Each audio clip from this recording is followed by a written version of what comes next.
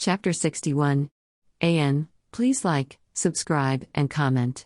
It really helps motivate me to continue to write this story. Also, please follow me on Twitter if you want status updates. Chapter 61. It's been 16 hours since they arrived in London. The Osborne townhouse on Mayfair was stunningly gorgeous and so expansive that they each got their own room to stay in, which the privacy helped out with Mary Jane's excuse surrounding the lie to go see her father. Michelle and Ned covered for her on that front, telling the others hours after a quick rest upon arrival that they saw MJ leave to go visit with her dad. But in reality, she hid away in the closed bedroom that was assigned to her. She spent the hours on Michelle's phone, which the other girl had graciously lent to her while commenting that she would simply be reading her book instead if they weren't going out to explore the city. While they were out, Mary Jane went onto Michelle's Instagram account and looked up Peter's new Spider-Man profile. She didn't have a chance to see the repercussions of Spider-Man's words. Peter hadn't really wanted to see the reaction to the video that he posted. But Mary Jane was curious enough for the both of them. Enough to slyly scope out the comments section. What she found was rather mixed. Flash 6969, fuck yeah, Spidey. I'm behind you 1000%. Feel free to reach out anytime you need a pep talk. I'm seriously your #1 fan. Tyler Marco 33, this is fake. Just a random ass guy in a Spider-Man costume. Cool cosplay, though. Flash 6969, at Tyler Marco 33, then how the fuck do you explain him sticking to the motherfucking wall, you bitch? Tyler Marco 33, at Flash 6969, the fuck? Cum or ass? It's props just suction cups. Flash 6969, dude, you fucking high? Suction cups can't hold him up, WTF? Terry Michaels, we love you Spidey. Flash 6969, at Terry Michaels, yeah we do. Pamela Georgian _OG, what happened in the fight against Thanos? Flash 6969, at Pamela Georgian _OG, he said that he didn't want to talk about it. Did you even watch the vid? Official Avengers Fan Club, what a poser. Not even a real Avenger. Mysterio is way cooler. Flash 6969, at Official Avengers Fan Club, Mysterio can kiss my ass. Liz Tunes 1998, fuck you. That's all I gotta say. Flash 6969, at Liz Tunes 1998, hey Liz. Long time, no see. Still got that stick up her ass about Spidey, huh? Gwen's _3.14159, Spider-Man, you saved my dad's life, and I would just like to thank you for that. Although, I still have my doubts about you, so I will reserve my judgment as actions speak louder than words. Liz Tunes 1998, at Gwen's _3.14159, he may have saved your dad's life, but he ruined my life by framing my dad. My dad is innocent and Spider-Man threw him in prison. Flash 6969, at Liz Tunes 1998, and just hear me out, your dad is actually a motherfucking criminal? Have you ever thought of that? Mrs. Emma Spider-Man, fuck. You're so hot. When will you slide into my DMs, Spidey? I've been a naughty girl that needs to be webbed up. Meow. Flash 6969, at Mrs. Emma Spider-Man, damn Spidey, get them girls. I'll be your wingman. Prosper love and life, New York is behind you, Spider-Man. Tyler Printy _official, at Prosper love and life speak for herself. Flash 6969, at Tyler Printy _official, get TF out of here. What about you is actually official? You only got 169 followers, LMFAO. Brittany Barnes 89, don't listen to the haters. You got this. We trust you. Flash 6969, at Brittany Barnes 89, damn straight. Damian Jackson _fashion icon, saw on the news that you fought with Mysterio. How awesome is that? Are you partners now? Flash 6969, at Damian Jackson _fashion icon, Spider-Man doesn't need a partner. Fuck off with that nonsense. Tessa Marks _EMT, I hope you come back soon. There have been too many close calls whenever I walk home from work at nights. Flash 6969, at Tessa Marks _EMT, he'll be back soon. In the meantime, is there someone that can walk with you? #concerned. La Keshia Brown, you have gotten better at the superhero thing ever since the ferry incident. Flash 6969, at La Keshia Brown, that wasn't even his fault. It was the bad guys. He was trying to stop the ferry from going under. Before, there had been a sinking feeling that she felt previously about how the public would react when they posted Spider-Man's Instagram video. There had been a definite fear that there would be nothing but disdain and derision in the comments section. And Peter would wallow as he fixated on the comments, taking them all to heart. But she was pleasantly surprised to see that it was not all hatred after all. Spider-Man could totally bounce back from this and win over the public's trust with time.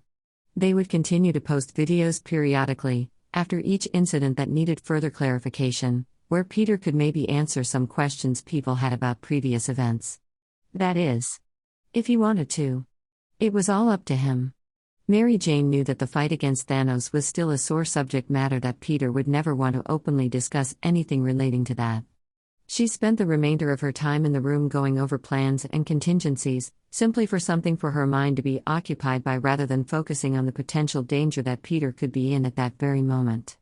As time passed, however, mounting worry began to escalate in her mind. Peter had yet to reach out. And she couldn't help but have a niggling feeling that something was wrong. Later, after everyone returned from the excursion of touring London, Mary Jane pretended as though she had just recently come back as well as she sat on a couch in the front sitting room. But it was strange. Because when she tried to flag down Harry with a wave upon his return, he very clearly noticed but swiftly turned and headed up the stairs instead of coming to talk to her. Mary Jane frowned as she watched his retreat. Was Harry avoiding her? Unable to think of a rational reason why, Mary Jane filed it away for another time, noting that she would try to talk to him later to maybe scope out why he seemed to be giving her the cold shoulder. Instead of cornering Harry to have a conversation, Mary Jane found herself cornered by Brad Davis. Yet again. As soon as she saw his cocky grin and swaggering approach, she couldn't help but audibly groan. "I thought that we were past this?" she asked as he sat down next to her on the settee. She was beyond all politeness at this point, and it clearly showed. Brad donned a look of pure surprise at both her words and tone. "Past what?"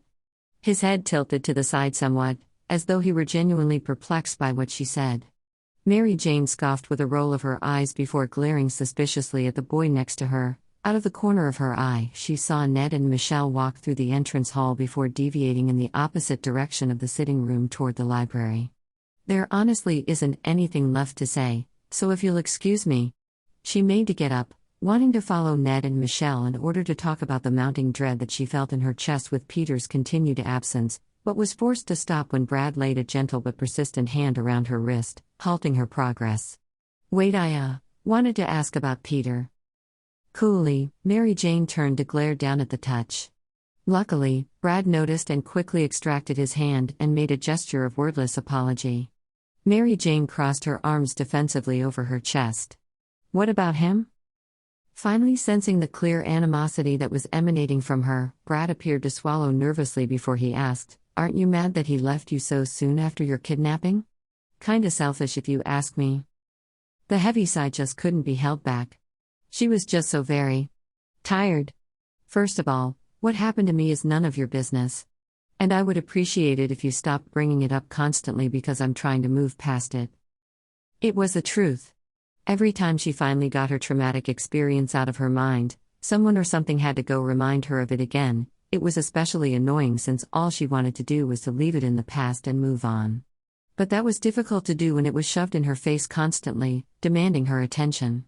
Brad's expression widened in obvious surprise, as though it weren't already so obvious. "I'm sorry, I and Peter left his aunt in New York alone when they were homeless just to come find me," Mary Jane interrupted. "He went back home to help her recover their finances and get a home again. I call that being responsible, not selfish." Brows furrowing, Brad couldn't seem to help from asking, why would Peter be homeless? He was flipped. "So was his aunt," Mary Jane explained. "They are the only family that each other has.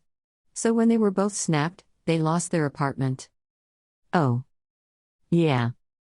Brad's expression turned confused again as he regarded her carefully, looking as though he wanted to ask another question but was afraid of her reaction, so he was weighing his options in his mind. When he opened his mouth, Mary Jane knew that his desire to ask it won out. "So, then? Why didn't he go back to New York right after he found you?"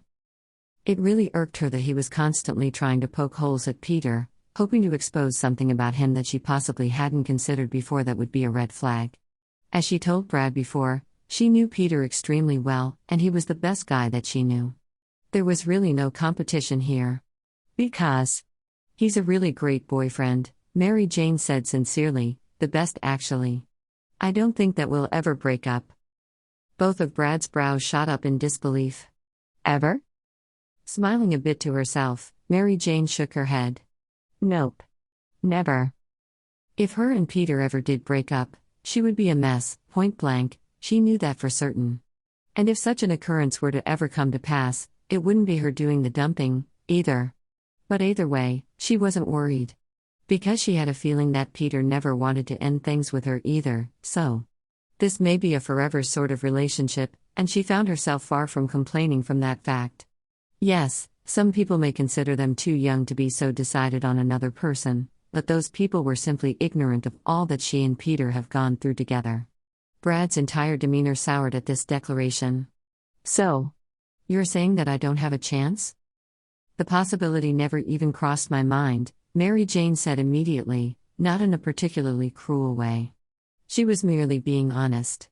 Brad flinched, as though he had been slapped, before he shook his head as though he were trying to shake the idea from his mind. Is there any possibility of you changing your mind? Mary Jane gave him a withering look. This guy seriously didn't know how to take no for an answer, did he? Do you even care what my answer will be?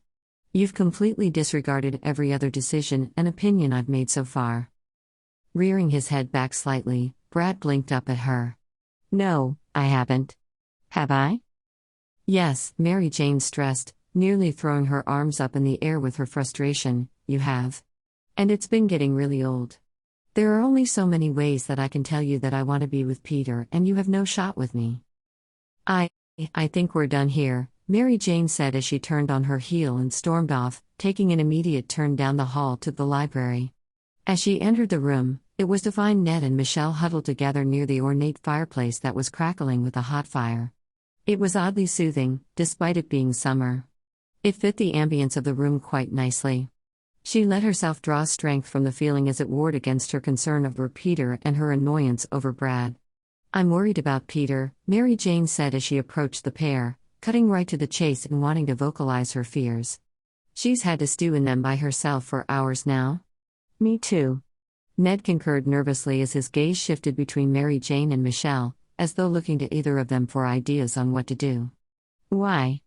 Michelle asked as she shrugged, seemingly unbothered. He's got it handled, right? Worrying her bottom lip between her teeth, Mary Jane shifted uneasily from foot to foot, anxiously tucking strands of red hair behind her ear. Well, yes, but I feel like he would have reached out by now. Mary Jane began to pace with her nerves, her thumb automatically going to her mouth, and she bit on her fingernail. She did that for several seconds, pacing back and forth as her mind raced, before Michelle reached over to place her hand on her arm, stopping her movement. Would you stop that? You're freaking me out. Both of her hands shot up to twist in her hair, needing some sort of movement in order to keep from going insane. I'm sorry. I have a really bad feeling. Something bad is going to happen. It was a strange sensation, very faint, stemming at the back of her neck. Call it women's intuition. But she felt as though something big was about to go down. I'm sure that Peter's fine, Ned reassured Mary Jane as he reached over to pat her forearm. His phone battery probably just died so he couldn't reach out. Mary Jane sighed, turning to face the fireplace once again, trying to force that feeling of calm to wash over her once again. Maybe you're right. Though her intuition told her that Ned was entirely wrong. The first traces of awareness found him again as a flash of pain struck at the prefrontal cortex of his brain. Everything hurt. But it was less so than before, when he had passed out on the train. His body was healing itself. Slowly. But still healing. With a groan, Peter opened his bleary eyes. The ache just from that action alone was insurmountable, but he knew it was a necessity. Already his brain was catching up with the events that occurred with Mysterio, and he couldn't even fathom how much time he could have potentially lost while he had been unconscious. A flash of Mary Jane's wide and fearful eyes came to mind, as Mysterio loomed over her. With the intent to kill. With a small groan, Peter shifted his bloodshot gaze around as he took in his surroundings. It was a small room, flooded with bright light emanating from the outside. Before him were jail cell bars? What in the actual hell? It was then that he noticed his head was placed upon a burly man's shoulder. Gingerly lifting his head, a rather difficult task given that it felt as though it weighed 1,000 pounds, Peter looked to the side to see that he was wedged in the middle of a group of brawny men wearing orange sports jerseys and wide grins on their faces. Their cheeks were covered in face paint that represented their team colors. "Hi, the Spider-Man," a ginger blonde man with a beard greeted him with a friendly smile. He looked to be positively shaking with his excitement as his gaze roamed over Peter's battered face. Peter's eyes widened as the name of his alter ego registered with him. What did they just say? Did they call him Spider-Man? Panicked, Peter's fingers shot up to his bare cheek. He had no idea where his mask disappeared to. But he was definitely still wearing his torn spider suit underneath an orange jersey that was placed over him as a makeshift blanket. His secret identity was officially blown to these people. But the pounding behind his eyes made it so he couldn't really find it within himself to care at the moment. No. There were more pressing matters. Where am I? Peter asked, his head still throbbing as he ignored the fact that they knew his secret identity now in favor of the need to orient himself. Municipal Holding Facility, Spider-Man, another husky bald man spoke to him from the other side of the ginger blonde. Oddly, the man was shirtless. They said they found you unconscious at the train yard, the ginger blonde continued, before he leaned a bit closer, as though he were about to disclose a sacred secret, very dangerous. On the other side of Peter, the third and final man spoke up, wearing a hat with fake horns, and Peter jumped at his voice, whirling to face him. He was still rather skittish from the trauma that he had just survived. "And we gave you the shirt because you seemed a bit cold." It suddenly hit him why the bald man was shirtless. He had given it up, all in an attempt to try and help a stranger keep warm. Peter swallowed as his eyes started to well with unshed tears. Such stark kindness compared to the abuse that he had just endured was almost overwhelming to his senses. He could hardly make any sense of it. Thanks," Peter said, and his voice cracked with the effort. He swallowed against a lump that formed in his throat. "You guys are nice. You speak really good English." All three men beamed as though he had just bestowed the highest of compliments to them. "Welcome to the Netherlands," they all announced together with pride. As the name of the country he was currently located in registered in his foggy brain, Peter couldn't help but balk at all of them. "I'm in the Netherlands right now?" "Yep," the ginger blonde man confirmed with a beaming smile. Peter's breathing began to accelerate. How had he gotten so far from Germany? Where was Mary Jane in this very moment? Was she hurt? Did Mysterio already get to her? Scrambling to his feet in a rush, Peter hobbled over to the door as he said in a brash tone to the group of friendly men, "Bye." He needed to get out of here now. He had to figure out if Mysterio had begun his attack on Mary Jane and his friends yet. And if he hadn't, Peter had to find a way to stop him. He could never forgive himself if something happened to the love of his life and he had been powerless to stop it. He had to try at the very least. Wrapping his fingers around the bars to the jail cell, Peter clutched at them as he cried out, "Guard." It was a necessity that he got his attention as soon as possible, try and explain the situation that was going on. The guard would understand, right?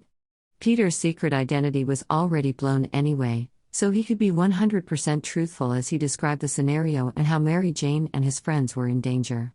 "The guard is on a break," the ginger blonde said to him as Peter whipped his head back to look at him, probably talking to his wife.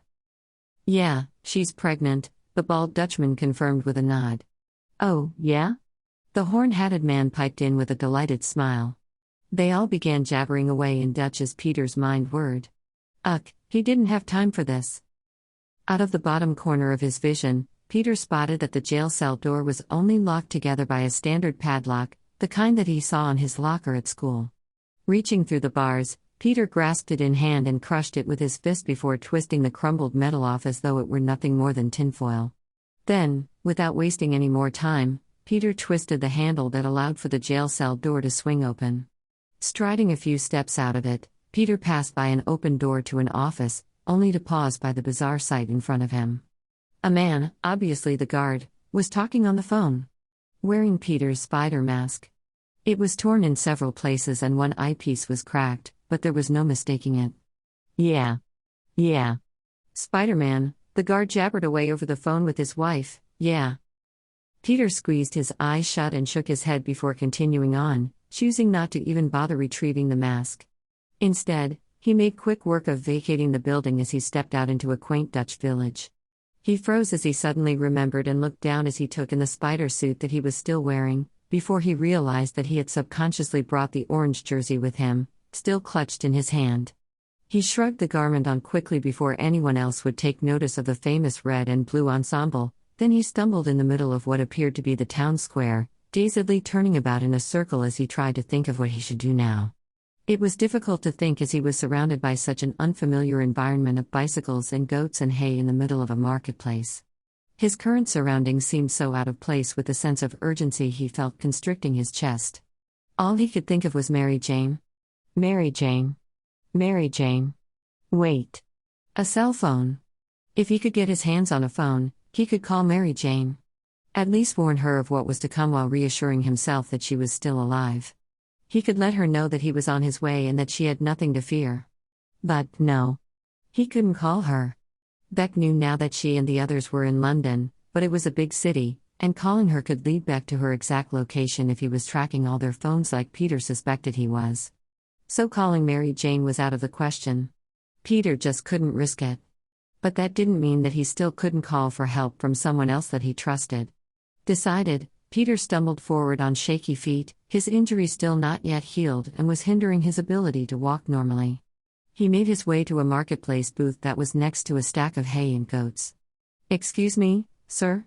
Peter called out to the booth owner, who was a middle-aged man wearing jean overalls over a worn long-sleeve shirt. With one sweep of his eyes, Peter could see that he was selling wheels of cheese, organic eggs, and various vegetables. The Dutchman looked up from pounding away with his wide finger at the keyboard on his outdated flip phone.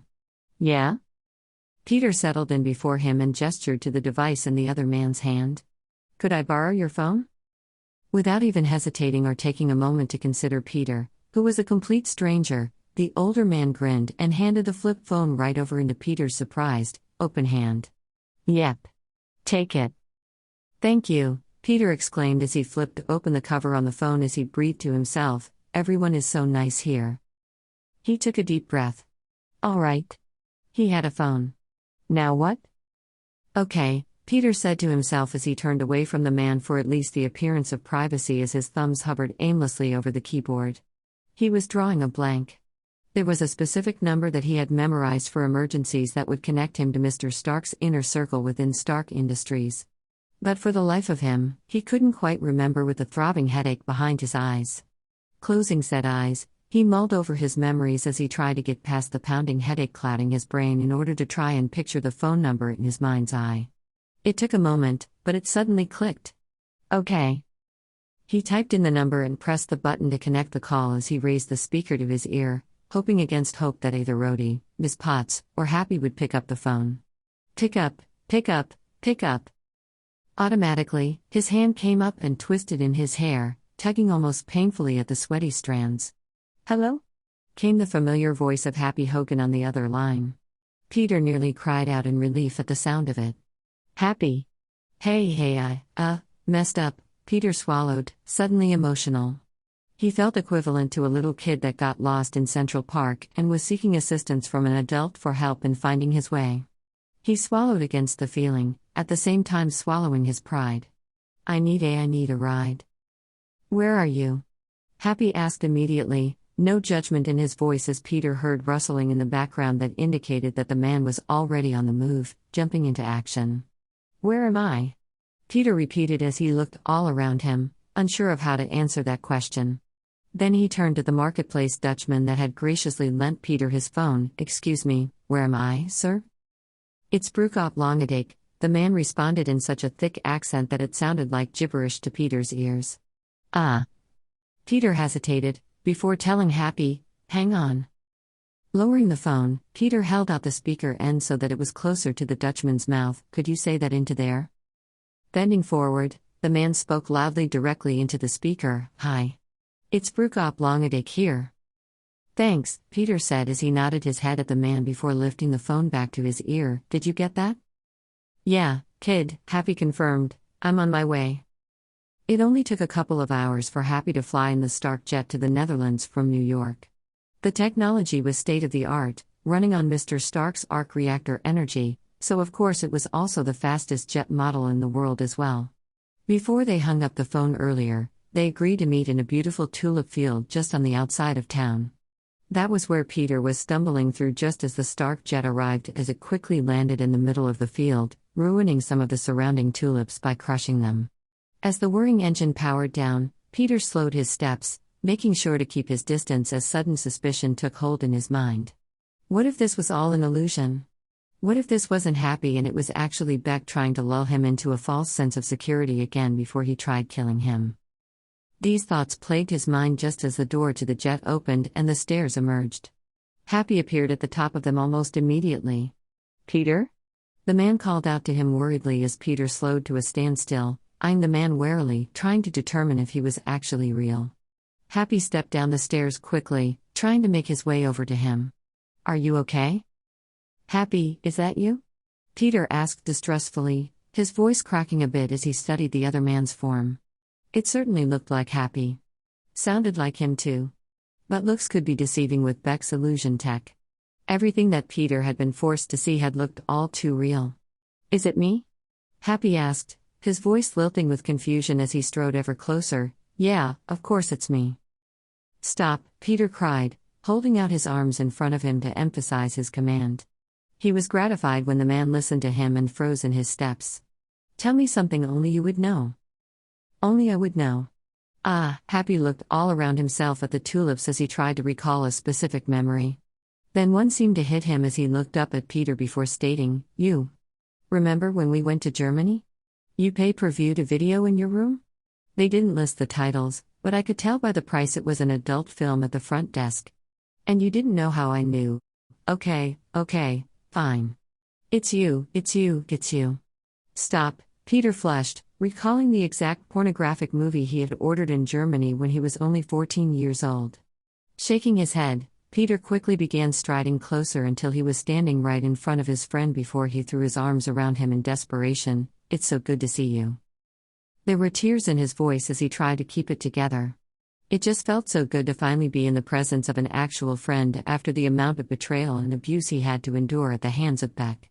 Slowly, Happy raised hesitant arms to wrap around Peter's wounded body, returning his hug as he said in an uneasy voice, "Peter, you'll have to tell me what the hell is going on here."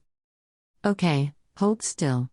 "There we go," Happy said as he jabbed the needle and thread through the skin of Peter's upper back, attempting to stitch together a nasty, open gash that had been steadily bleeding through his spider suit ever since he got hit by the train. They were on the jet now, Peter having shed the orange jersey as well as the top half of his spider suit. Peter tried not to wince as he felt the needle pierce his skin, twisting his mouth in an effort to not make any noise when, "Oh ouch." Peter hissed as he squirmed a bit against the sensation of the needle hitting against a particularly sensitive nerve. "I thought you had super strength?" Happy asked as he passed the needle through once more. "It still hurts," Peter complained, feeling irritable that they were even doing this when time was of the essence.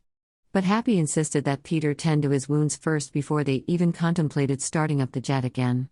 Peter bounced his knee anxiously, seeing nothing but Mary Jane's face in his mind's eye when another particular jab hit yet another sensitive nerve. "Happy, come on." "All right, relax. Just a few more. There we go." Stinging pain stabbed at him again. "Oh my God, Happy." Slamming his fist down on the table in front of him, his hand left an imprint on the wood there. "Relax." Jumping to his feet, Peter paced away from the man in a rage. "Don't tell me to relax, Happy. How can I relax when I messed up so bad?" Peter cried as he turned to face him, tears starting to burn in his eyes. Shame coursed through him as he vented his frustrations. Happy sighed and took off the glasses he had donned to better see his needlework, giving Peter his full and undivided attention as he continued his rant. "I trusted Beck. Right? I thought he was my friend. I gave him the only thing Mr. Stark left for me, and now he's gonna kill Mary Jane, my friends, and half of Europe, so please do not tell me to relax."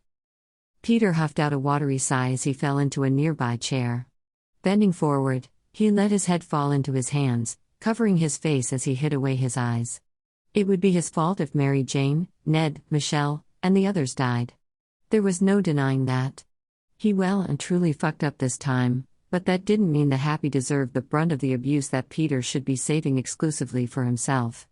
If only Mr. Stark was here. Still alive. He would know exactly what to do to already fix all of this. Hell, if he was alive, then none of this would be happening in the first place. Longing swelled in Peter's chest, where he dreamed of picking up his phone and dialing the man that he so desired to speak to again. Where Peter could vent his woes and Iron Man would save the day once more. But that was now a pipe dream. Peter was all alone in this. "I'm sorry, Happy. I'm sorry," Peter finally apologized as he lifted his head from his hands to look at the man with tears steaming down his cheeks. "I shouldn't shout. I really miss him." Peter didn't even have to specify who he meant. Happy knew immediately who he was talking about. "Yeah, I miss him too." Taking a moment to just breathe, trying to get a shaky breath deep down into his lungs, Peter finally said, "Every time I have to make a decision, I just think about how much I wish he was here, to help me fix everything. He was my mentor and it always felt like he had everything handled and now that he's gone, It's nice to have a mentor," Peter Happy interrupted, "someone to look up to.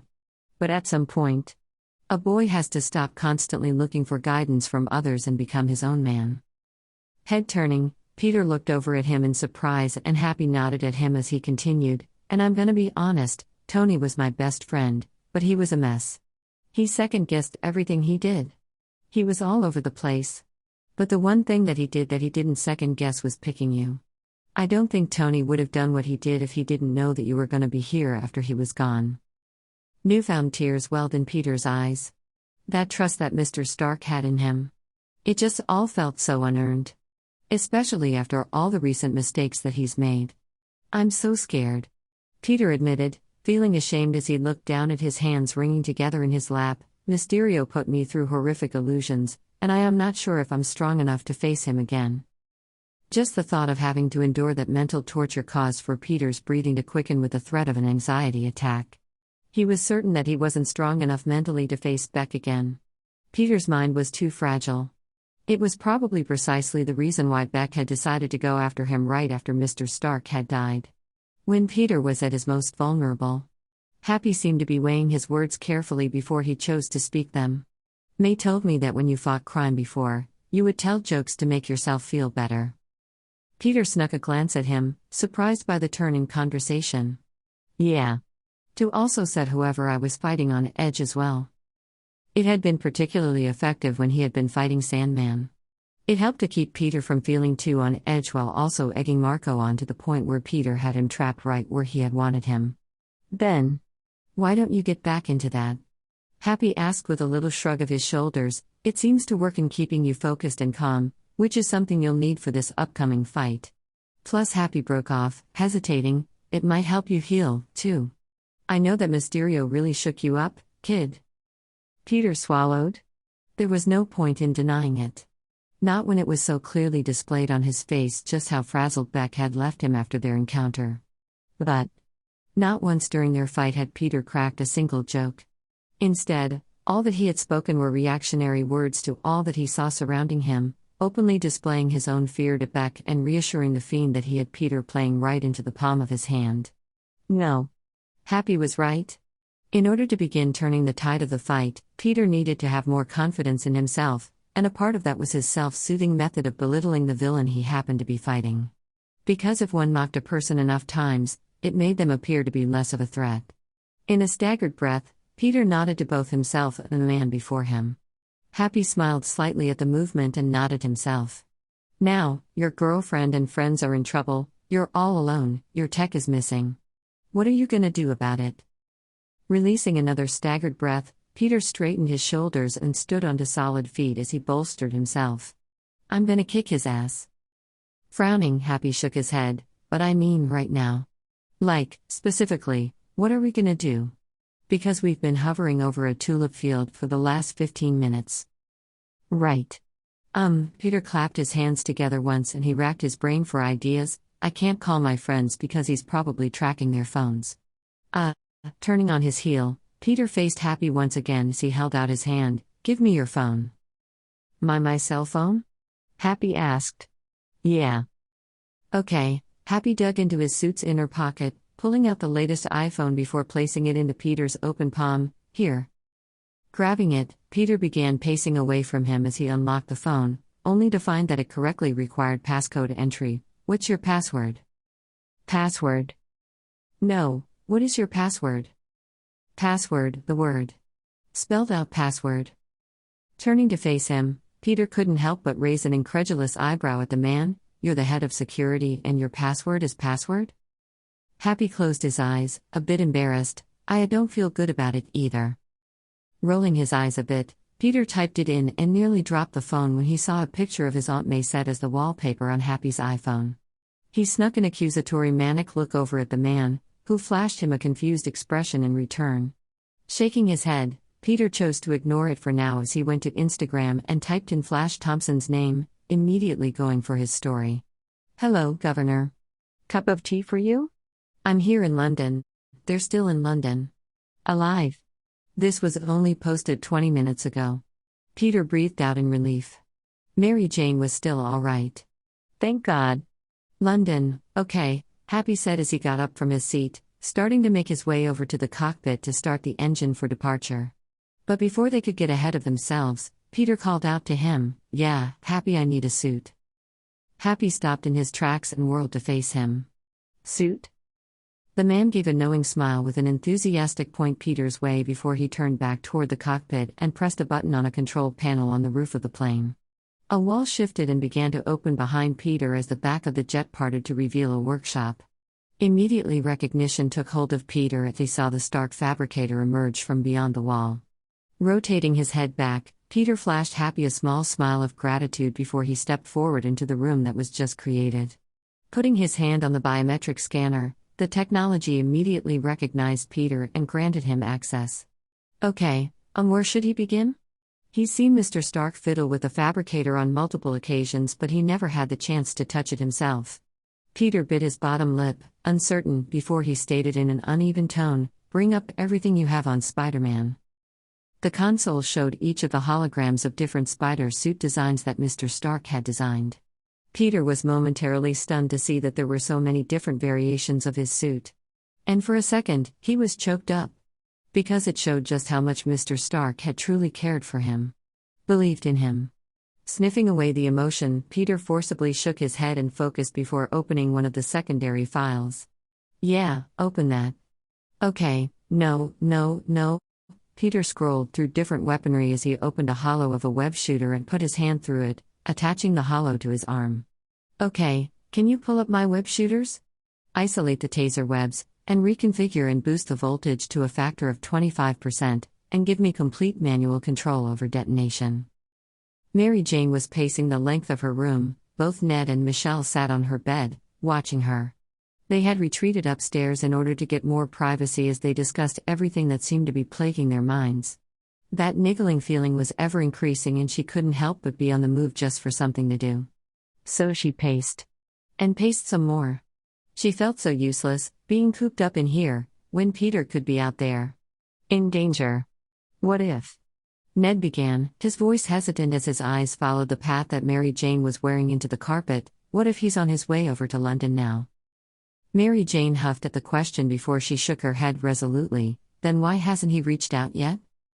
Sighing, Ned shrugged one shoulder as he shared a cursory look with Michelle. It was just a suggestion. Yeah. An illogical one, Mary Jane snapped. Ned flinched at the harshness of her tone and Michelle reached out a steadying hand and placed it on his forearm before sending a glare Mary Jane's way. She winced under the weight of it before she sighed, I'm sorry. I shouldn't take it out on you guys. Of course, Ned was immediately forgiving as he waved off her apology. It's all right. We get it. You're worried.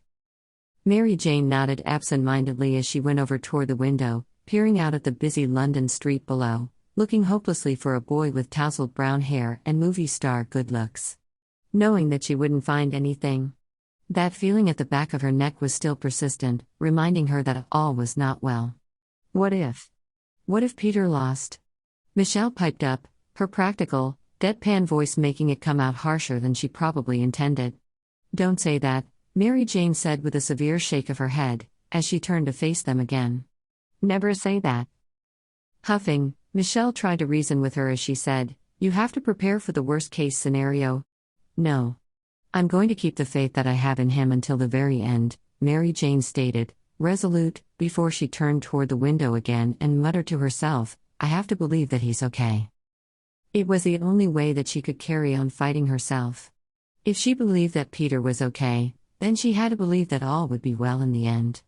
"Should we try and call him?" Ned asked, suggestion in his tone as he took out his phone. "No." Mary Jane shook her head, resolute as her hands became animated with her refusal to this plan. Ned froze, his phone falling out his hand and onto the bed below. Mary Jane felt as though she could breathe easier now that he no longer had a hold on the device before she repeated in a softer tone, "No. Peter said that we couldn't. He could have his phone bugged by Mysterio." Ned's eyes were wide as he took in her explanation, obviously shocked as he looked down at his phone, as though expecting it to grow fangs and bite him. "Well, we can't just sit here and wait for answers forever," Michelle ranted, obviously frustrated. "Eventually, we'll need to figure out what's going on." That was rather obvious, but Mary Jane wasn't sure of any ideas that could actually be safe.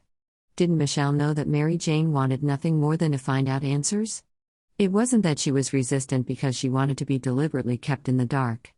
More than anything, she wanted to know if Peter was safe, alive. "If we can't call Peter, is there someone else that we can call?" Ned suddenly asked. And it was finally an idea presented that Mary Jane hadn't yet considered herself. And she really thought about it. Was there someone else that they could call for help? She shifted through her mind on who would have connections on possibly tracking Peter. Her first thought was obviously the Avengers, but it wasn't like she had them on speed dial. And they hadn't exactly been scrambling to help Peter when he thought that the elemental was real. So then who else could there? With a gasp, both dread and reasoning found her. "My dad," Mary Jane whispered. "Your dad?" Ned asked, his eyebrows raising, before he shook his head in negative, resisting the idea. "I don't think that Peter would like it if you reached out to him." "Sorry," Michelle interjected with her finger pointed in the air, demanding attention to her inquiry. "Why would reaching out to your dad be something that could help find Peter?" Worrying her bottom lip between her teeth, Mary Jane hesitated to answer. "He works for a branch in the government. He's superpowered." Surprise flitted across Michelle's features. "Oh? Have I heard of him?" Color flooded Mary Jane's cheeks. But before she could open her mouth, Ned intervened for her. "He's Molten Man." Michelle's brows raised, obviously in shock. "Molten Man? Isn't he, like, a villain?" Shifting uncomfortably from foot to foot, Mary Jane shook her head. "Not anymore. He's serving his time by doing community service. Peter still doesn't trust him.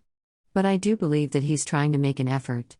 It's just that I haven't been ready to face him again." Watching her for a long moment, Michelle took the time to study Mary Jane.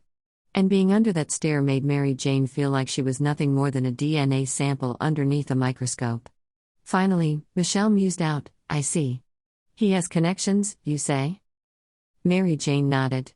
"Then I say that we go for it," Michelle said, and Mary Jane shot her a surprised look, to which Michelle only shrugged at. "You have to ask yourself what's more important here, your personal feelings about your dad? Or finding Peter?" Mary Jane closed her eyes and sighed, knowing that it was even a real choice. Of course, finding Peter was more important than her feelings surrounding her father. Sighing, she opened her eyes and held out her hand. "Give me your phone." Michelle handed it over easily. It was already unlocked. But as soon as Mary Jane dialed the number that Aunt Anna had relayed to her only 2 days ago, it set in motion the whirring of machinery in a certain space satellite in the sky. Tracking detected. Located. Michelle Jones. Transmitting information to Quentin Beck. In 5, 4, 3, 2, 1. Message received. "How's the suit coming?" Happy called back to Peter from the cockpit as he flew the jet straight for London. Straight for Mary Jane? The closer that he got to her, the more the tension in his chest eased. She was still alive. There was still time. "It's almost done," Peter answered just as Happy pressed the button for autopilot to take over. Then he stood and made his way toward Peter at the back of the plane. "Now, walk me through the plan," Happy said, ensuring that they were both going to be on the same page. Turning away from watching as the Stark fabricator constructed his suit, Peter faced Happy and enthusiastically recapped his plan. "It's illusion tech, right? All I have to do is get inside of the illusion, then I can take it down, find him, and he's just a guy, so I can take Edith right back." Happy, who had been nodding along with his plan, paused before pointing out, "Right. But last time you got hit by a train." Wincing slightly at the memory, Peter held up a finger and jutted his chin slightly as he counteracted, "True. But this time, how do I explain this?" "I have a sixth sense." Happy's eyes brightened. "The Peter tingle. That's what you're talking about, right? May mentioned it a few times. It's not working, though, right? Otherwise Mysterio wouldn't have gotten the jump on you, right?" There he was again mentioning his Aunt May. Just how much time have the two been spending together in Peter's absence? Sure, Peter asked Happy to keep an eye on May while he was in Europe, but he didn't think it was a task that Happy would take so seriously.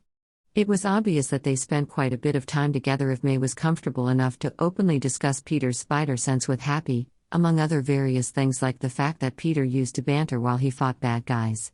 "It is working," Peter stressed, I have to put more trust in it, is all. And it's called my spider sense, not the Peter tingle." Blinking, Happy had a delayed reaction of a nod. "Good.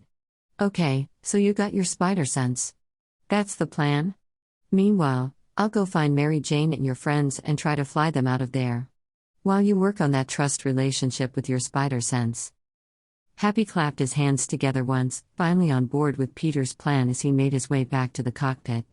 Peter nodded along, especially liking the part where Happy flew Mary Jane as far away from London as possible. "I got this. I got this," Peter whispered to himself as he turned back to observing the fabrication of his new spider suit, amping himself up quietly all while thinking of Mary Jane and hoping against hope that he wouldn't be too late to save her. Her dad arrived within the hour. Mary Jane made sure to be waiting by the door, pacing, as she anxiously looked over her shoulder to make sure that Harry wouldn't be nearby when her dad finally arrived. Ned and Michelle were still waiting upstairs, at Mary Jane's request. She wanted this reunion with her father to be private. When she finally spotted him walking up the front stoop to the townhouse, wearing a simple attire of jeans, a sports jacket, a baseball cap, and dark sunglasses, she scrambled to open the door before he even had the chance to knock or ring the doorbell, not wanting to alert anyone else in the house that there was someone at the door. As soon as she swung open the front door, Mark Watson slid off his sunglasses, displaying the deep look in his eyes as he gazed down at his only daughter. There was love there. And despite herself and everything that he's done in the past, she felt emotion nearly choke her at the look. Her arms twitched to reach forward and wrap around his waist in an embrace, but she resisted the urge out of either hesitancy or habit. She wasn't sure which. "Mary Jane," Mark Watson breathed as soon as he took in her presence. Immediately, he stepped forward and swept her up in his arms, and she was glad that he was the one to take the initiative. Because despite everything, she felt comforted. Safe.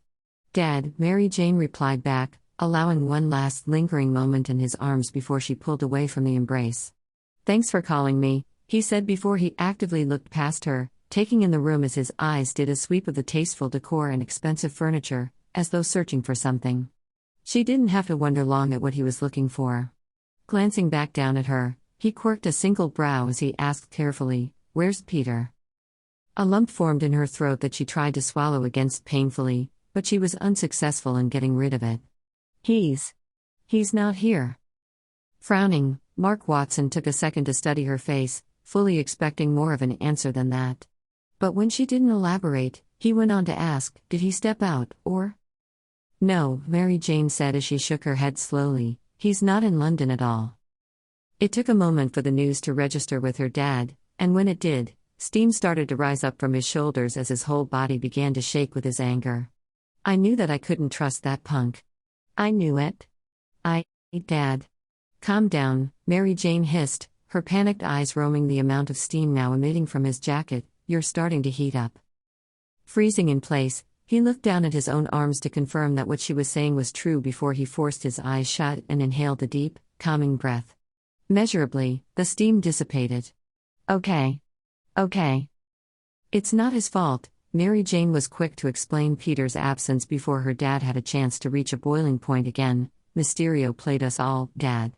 He's a fraud, green eyes, so identical to her own, snapped to hers, widening to such a degree that it would have been comical if the situation weren't so serious, a phony. And now? He's going after us because Peter found out what kind of monster he truly is. But now Peter's missing and Dad. Mysterio's trying to kill me. Over my dead body. Her dad exclaimed with such ferocity that it caused her to flinch. Quickly, he gathered her close to him again, grasping her tightly, before he vowed, "I'll make sure you're safe." Again, she allowed herself to be consoled in the safety of his arms. She hadn't felt this protected by her father since she was a little girl. Before her dad had gotten laid off by his job. Before he turned to alcohol to soothe his wounded pride. But they couldn't stay standing like that forever. So she pulled back before warning, but it's impossible to know if he's watching us this very moment or not. He has these drones with illusion tech and they can make themselves invisible or make us see anything he wants us to see. Her dad took a moment to seemingly mull over her words, considering them. Well, I'm pretty sure I can help with that. Raising an eyebrow, Mary Jane watched as her dad lifted his wrist and displayed a sleek, black watch. Courtesy of General Ross. After my run-in with Fury, he wanted to make sure that S.H.I.E.L.D. wasn't trailing me. This bad boy is able to detect any high military-grade technology within a 50-yard vicinity. All of the tension left her body in an instant and Mary Jane felt as though she could finally breathe easier. Really? Her dad smiled softly at her palpable relief, seeming to be glad to be the one that was able to provide it to her. Really? You've got nothing to worry about, sweetheart. I've got it covered. His eyes were so soft right then that her bottom lip couldn't help but wobble a bit at the genuine care that she saw there. She was fixated on it. This was the dad that had been missing from her life for the last decade. The one who had thought the world of her, who went out of his way to simply be there for her. It took her a beat before she nodded in a staggered manner at him. A beeping noise suddenly rang from her dad's watch, almost blaring as it sounded the alarm. Both of their eyes widened. Immediately her dad began tapping at buttons on the watch's screen. It's coming in fast. His head jerked up to look at her horrified gaze and he immediately jumped into action. Get behind me, he cried before his body transformed into metallic gold, burning away his hat and clothing in the process, just seconds before bullets began firing from the other side of the open door, invisible to the eye. Mary Jane screamed as she huddled in close to her dad's back as he shielded her from harm. The bullets bounced and ricocheted off of her dad's blazing chest. Roaring with righteous fury, her dad lifted both arms and blasted hot lava all over the open air over the front stoop. The firing stopped immediately just as two previously invisible drones, burnt and melted to the crisp, fell to the ground in a clatter. But that hadn't been the only thing burning.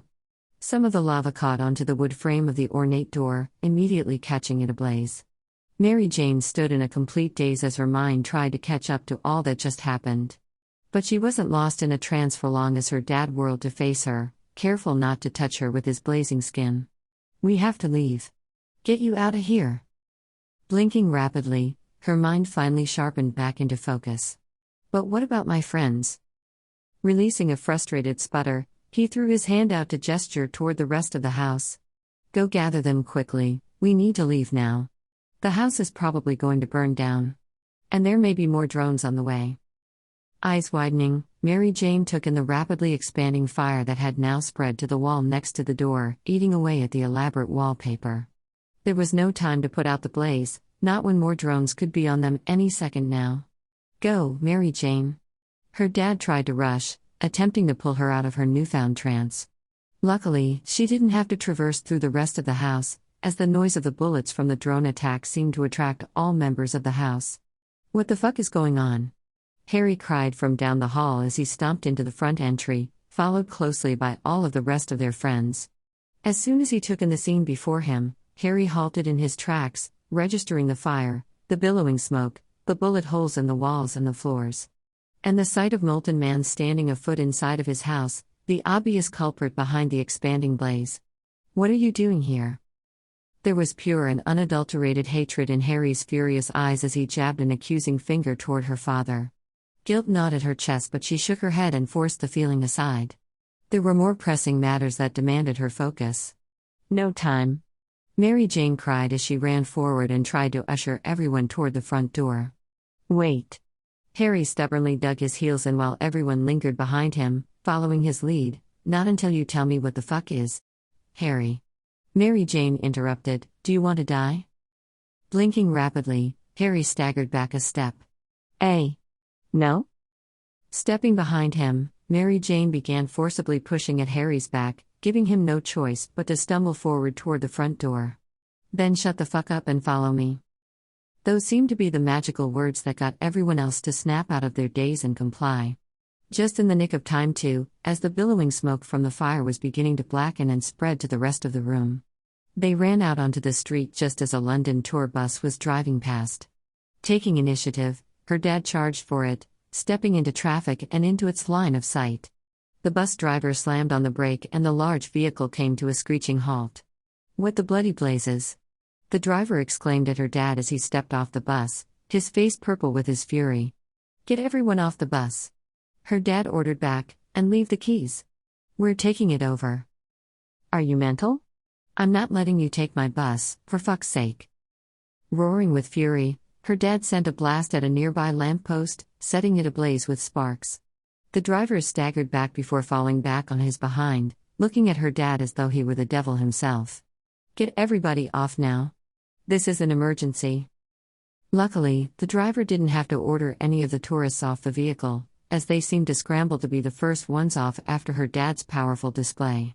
And as soon as the last tourist was clear, her dad made an ushering motion to her and her friends. Get on. Everyone stood hesitant beside her. And Mary Jane huffed out a breath. It's either you get on the bus or you literally die. Harry's sharp gaze turned to face her, narrowing in suspicion. Releasing a groan, Mary Jane pointed at the two drones that had been burned to a crisp on the sidewalk close to their feet. You see those drones? They were sent to kill us. And more will be on the way to finish the job if we don't leave now. But Brad piped up just as Betty suddenly burst into tears. But Michelle and Ned seemed to rapidly be grasping at the situation at hand. She's right, Michelle said in a rush. Harry, we have to go. Harry's expression turned from suspicious to wary as he eyed Michelle. But this is the guy that burned down my house. Two of them now. His arm made a sweeping gesture to the billowing black smoke that was vacating the front door of the once beautiful townhouse. He's literally a villain. We can't trust him. Yes, we can. Mary Jane cried, before she took a deep breath and decided to take the plunge. Harry. I know this because Molten Man is my dad. The first reaction to cross Harry's face was shock as his jaw fell open, gaping at her. The next emotion was thoughtfulness as his gaze shifted between her and her dad, as though comparing some of the similarities that he saw in their features. And lastly, betrayal. This one cut her so deep, she wanted nothing more than to apologize to him, for not telling him the truth long before today, but there was no time to be had to stew on this. Instead, she stepped forward and grasped his hand in both of hers. Please, Harry. If we stay here, we'll all die. Harry's gaze met hers for several beats before he closed his eyes and nodded. But still made sure to pull his grasp away from hers as he sidestepped around her, not even looking in her or her dad's direction as he climbed up the steps onto the red tour bus. She felt that she could finally breathe easier once everyone else naturally followed Harry's lead. Harry could be angry all he wanted. So long as he was alive at the end of all of this. Her dad's eyes lingered on her as she was the last one to step onto the bus before he followed up behind her. There was concern there in his gaze, but Mary Jane was trying to remain strong. She would not let Harry's rebuff cloud her focus. What mattered now was getting everyone out of the city alive. When her dad closed the door to the bus behind him, he turned to the group of kids at large and called out, I need someone else to drive. I'll need to be focused on trying to shoot off any potential drones. I'll drive, Michelle piped up as she waved her hand in the air. I'm one of the few who are actually licensed here. Mary Jane's dad nodded and Michelle stood up from the bench she had claimed near the front and got into the driver's seat. Everyone hold on. I have a feeling this could get to be a bumpy ride. There would certainly be no contradiction from Mary Jane's end as she quickly took her seat in the nearest bench. Michelle turned the key and put the engine into drive, and Mary Jane had to hand it to her. Michelle didn't hold back. She immediately pushed down the gas pedal and the bus sped off, weaving through traffic as quickly as it could, with Michelle blaring on the horn all the while. Mary Jane waited on bated breath as her eyes shifted all around her, looking for floating death traps that she wouldn't actually be able to see. Out of the corners of her awareness, she took in how utterly terrified everyone was by Michelle's manic driving. Betty was seated in the same bench as Ned, who had his protective arms wrapped around her small frame as she hid her face into his shoulder. Both Brad and Harry were hanging onto the bench in front of theirs for dear life as they fought against being tossed about with every sharp turn that Michelle made. She herself was struggling to stay upright, but Mary Jane wasn't going to complain. By sensing the urgency of the situation, Michelle understood the assignment flawlessly. The only person that seemed unmoved by the jostling was her dad. He stood in the middle aisle of the bus, as solid as a statue as he looked down closely at his watch. It only took about a minute before the beeping alarm from his watch sounded again. Mary Jane sucked in a breath. They were spotted again, as behind them, sudden bullets started shooting out at the back of the bus and everyone screamed. "What was that?" Harry cried as they all dove to the ground and ducked down low to the floor. "Drones." Mary Jane screamed back over the sound of rapid-fire bullets, as she covered her head protectively with her hands. "But why?" "Later, Harry." Michelle didn't even miss a beat when the drones started attacking, not stopping for anything. She continued to blare on the horn to get straggling cars to move out of their way before she bypassed them with screeching tires. Her dad had run immediately to the back of the bus where he began throwing bouts of lava aimlessly at the road, trying to hit an invisible target, a feat that seemed impossible to Mary Jane, but she was still grateful that he was trying. The high-speed chase still continued, heading further into the middle of the city. But still, the invisible drones kept up its pursuit. This wasn't working. Her dad needed to give something more than just single blasts. He needed more juice, more power. He needed. Her thoughts broke off with a gasp as she recalled a memory from the night of Harry's party. When Peter had been fighting him, her dad had gotten so angry that his fire had turned white-hot, which had allowed him to send out a blast so powerful that it had turned Sandman into a glass statue. Could such a thing be replicated? "Dad!" Mary Jane cried out, uncovering her head as she began to army crawl her way over to where her dad stood at the back of the bus. "Dad." "Kinda busy, Mary Jane." Her dad forced out, his voice exerted with the effort of his focus and concentration. "No, listen, please." She broke off as the bus suddenly made a sharp left, rolling her body so that it collided forcibly with the foot of a nearby bench. She winced painfully as it jabbed into her side. That was sure to leave a nasty bruise come tomorrow.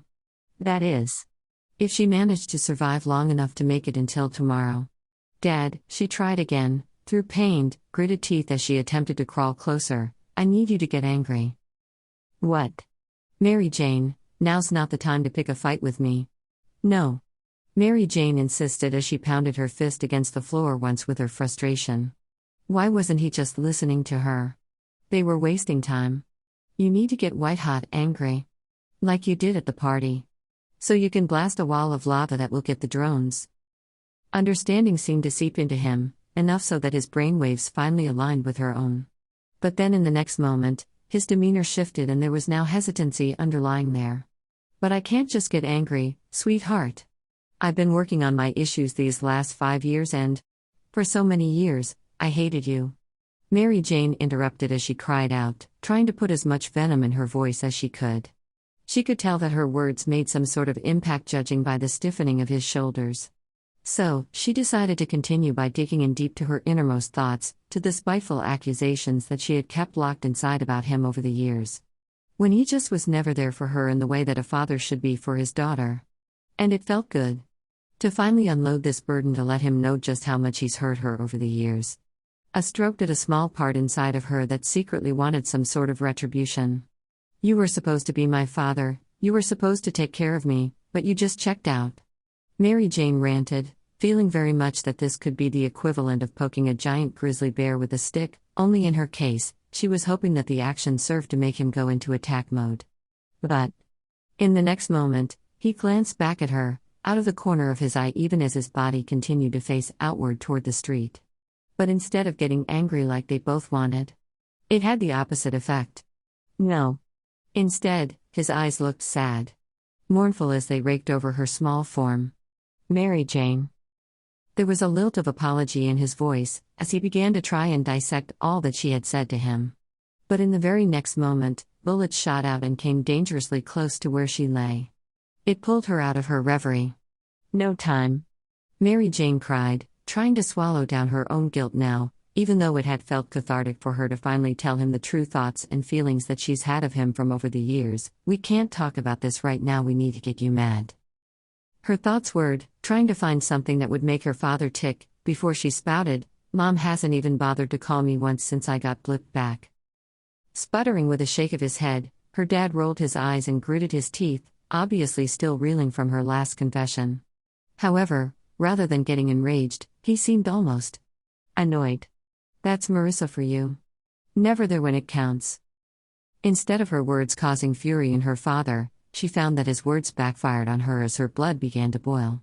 It was a mistake to bring up her mom, not when it had been so blatantly obvious that her parents hadn't really cared for one another for years at this point. She shook her head in disgust, not even wanting to waste a second more by looking too deeply into his statement. Racking her brain, she tried to think of something, anything, that would push her dad over the edge, when it suddenly clicked. Closing her eyes and tightening her fists on the ground in front of her, she took the plunge as she blurted out, "Peter and I have been sleeping in the same bed every night since he found me." The air surrounding her suddenly felt as though it got quieter, despite the noise of bullets and blaring horns still being resolute. But the feeling mostly stemmed from her observation of her father as his whole body stiffened and he stopped shooting lava out onto the street altogether. Fear spiked up her spine as she watched with wide eyes as his hands lowered and formed into tight fists by his sides. Measurably, his golden, metallic skin started to gain a reddish hue, growing increasingly darker as her father's form trembled, until his skin resembled the color of blood. "He what?"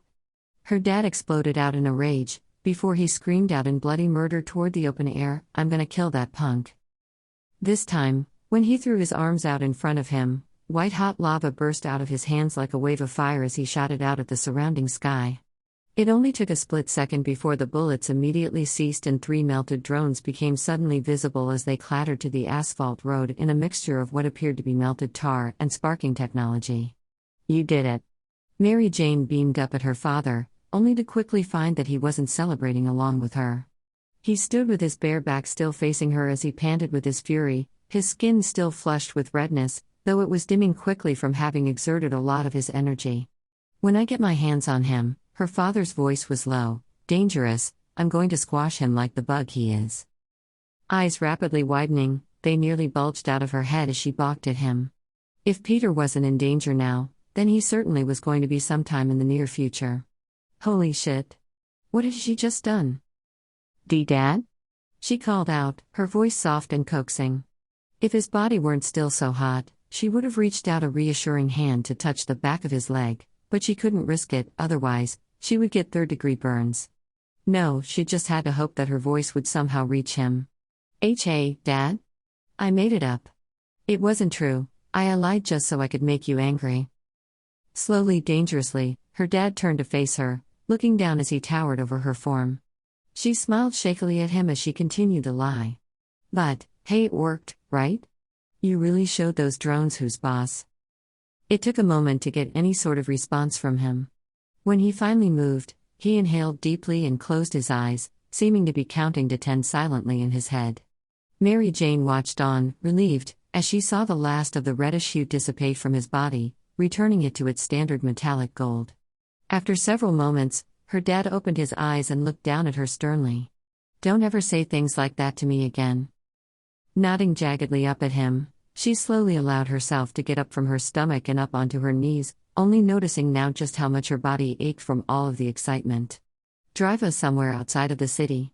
Her dad called out toward Michelle as he made his way toward the front of the vehicle. "On it." Michelle replied, calm and hyper-focused as she weaved through traffic, a much easier task now that stray bullets were no longer a factor. For now, at least. They drove for about a minute with no sign of any new drones coming to continue the attack. Everyone stayed down low to the floor, just in case any more would suddenly appear.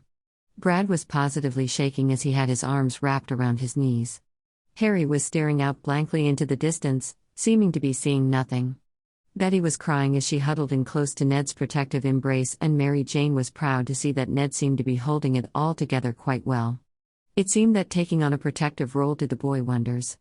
Shifting herself so that she sat onto her bottom, Mary Jane dropped her head down into her open hands and just allowed herself a moment to breathe. More than anything, she wanted to be wrapped in a protective embrace herself. Her dad wasn't able to take on the task. His skin's still much too hot to touch. And if she were being honest, her dad's arms weren't the ones that she wanted constricted around her at the moment. She wished that Peter were here. Hidden in her hands, her bottom lip began to tremble as she was once again reminded of the fact that she still hadn't learned anything yet about his current whereabouts or if he was even safe. It was almost better before, when she had been pacing in her room at Harry's townhouse, where she had been still so completely in the dark. But now a sinking sensation pushed at the bottom of her stomach. Because if Mysterio hadn't yet been defeated when Peter had traveled to Berlin with the express purpose of taking the Fiend down, then what had happened to Peter? Mysterio was now in London, very much still at large and carrying out his attempts at murdering them all. And yet, Peter was still missing. Tears now welled in her eyes. And despite her earlier words of keeping her faith that Peter would be all right until the very end, doubt now clouded her mind. Peter. He couldn't be Dea. No. He was all right. He had to be fine. It was probably just as Ned said before, Peter's phone battery probably died, so he didn't have the means to reach out. Yeah. That had to be it, right? Holy shit. Flash suddenly screamed, jolting her out of her depressive thoughts as her head jerked up. She spotted the boy in question as he was now sitting up in a bench again, pointing his phone out one of the windows as he live streamed the events outside. Curiosity got the better of her as she scrambled to her feet, making her way to the window. And she wasn't the only one to, some of the others slowly followed as well as they also peered dazedly out the window. Her heart nearly seized at the sight before her. Up ahead, towering over the London Bridge, stood a monster made up of the combined elements of earth, water, air and fire. Emerging as it stood to full height, it let out a roar as it screeched up toward the sky.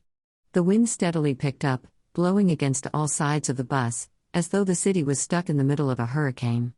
She had heard Peter describe the elementals to her before, and though she knew deep down that the horrifying image before her wasn't real, she couldn't help but gape at how lifelike the monster appeared.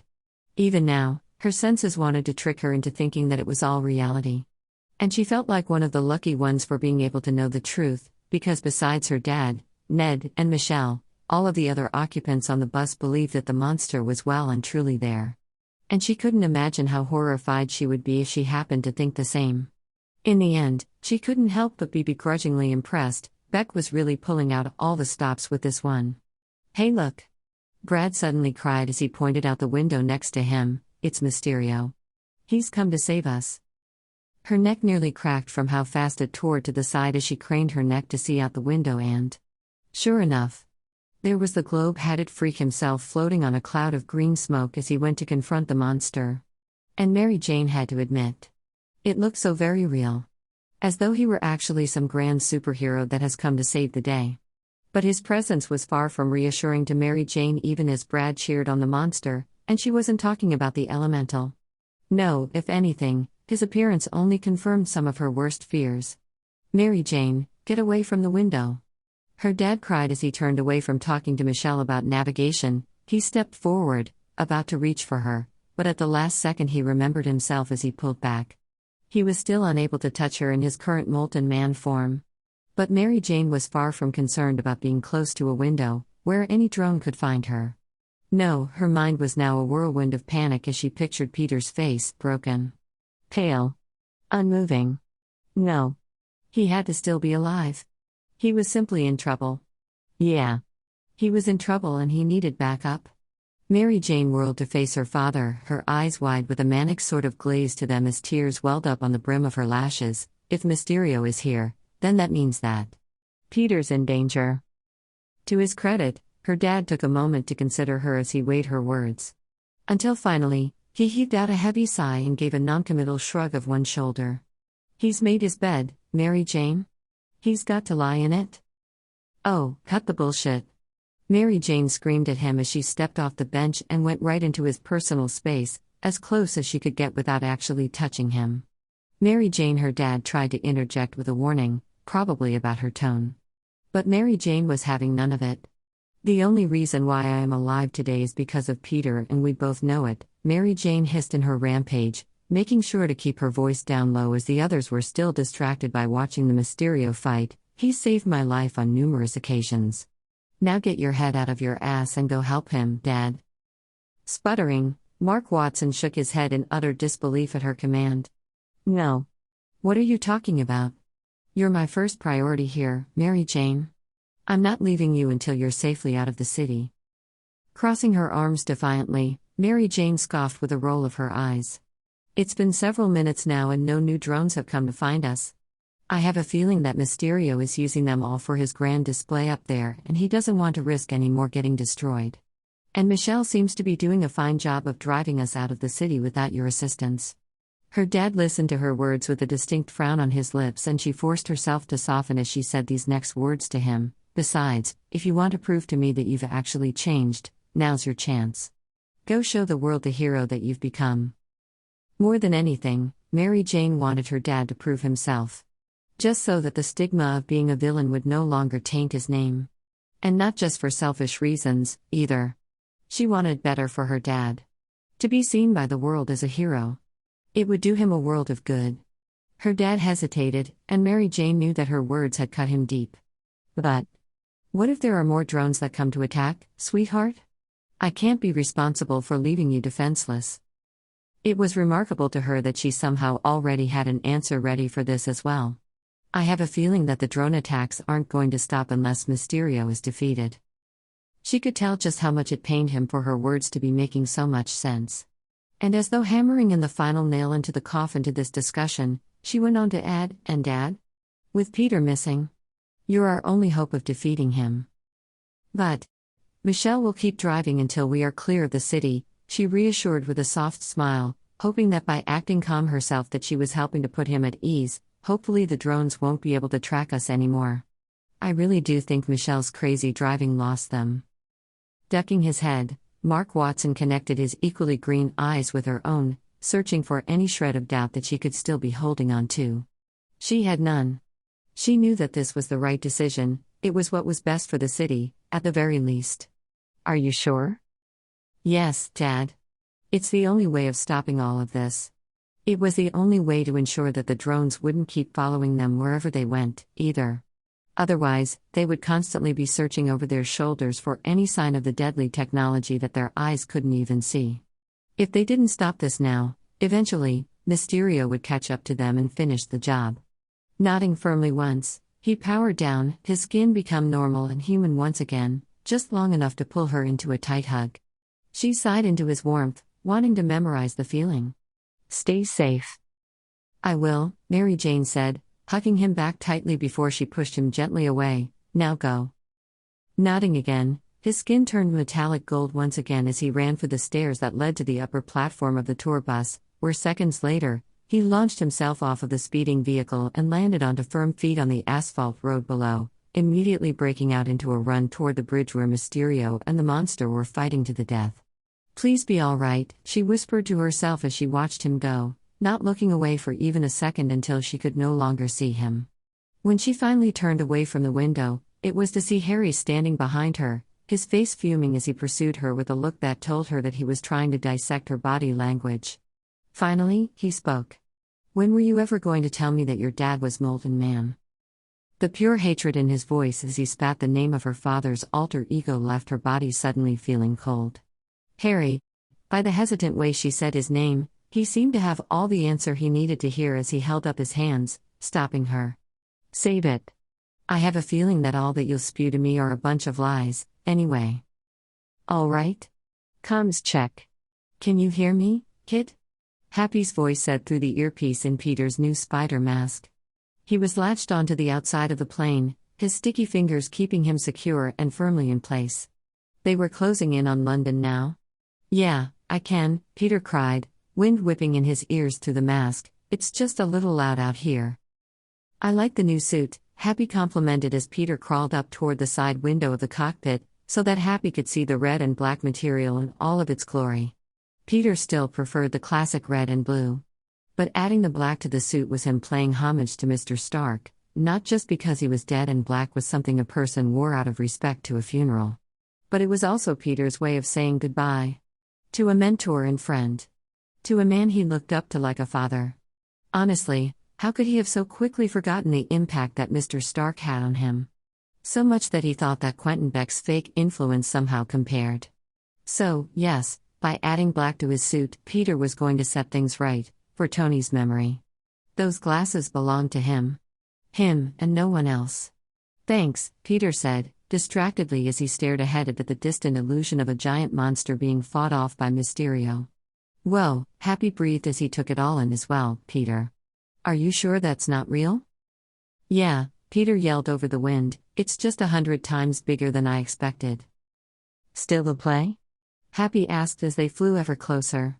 Aha, Peter confirmed, we need to get high enough so that Beck won't see me coming. Copy.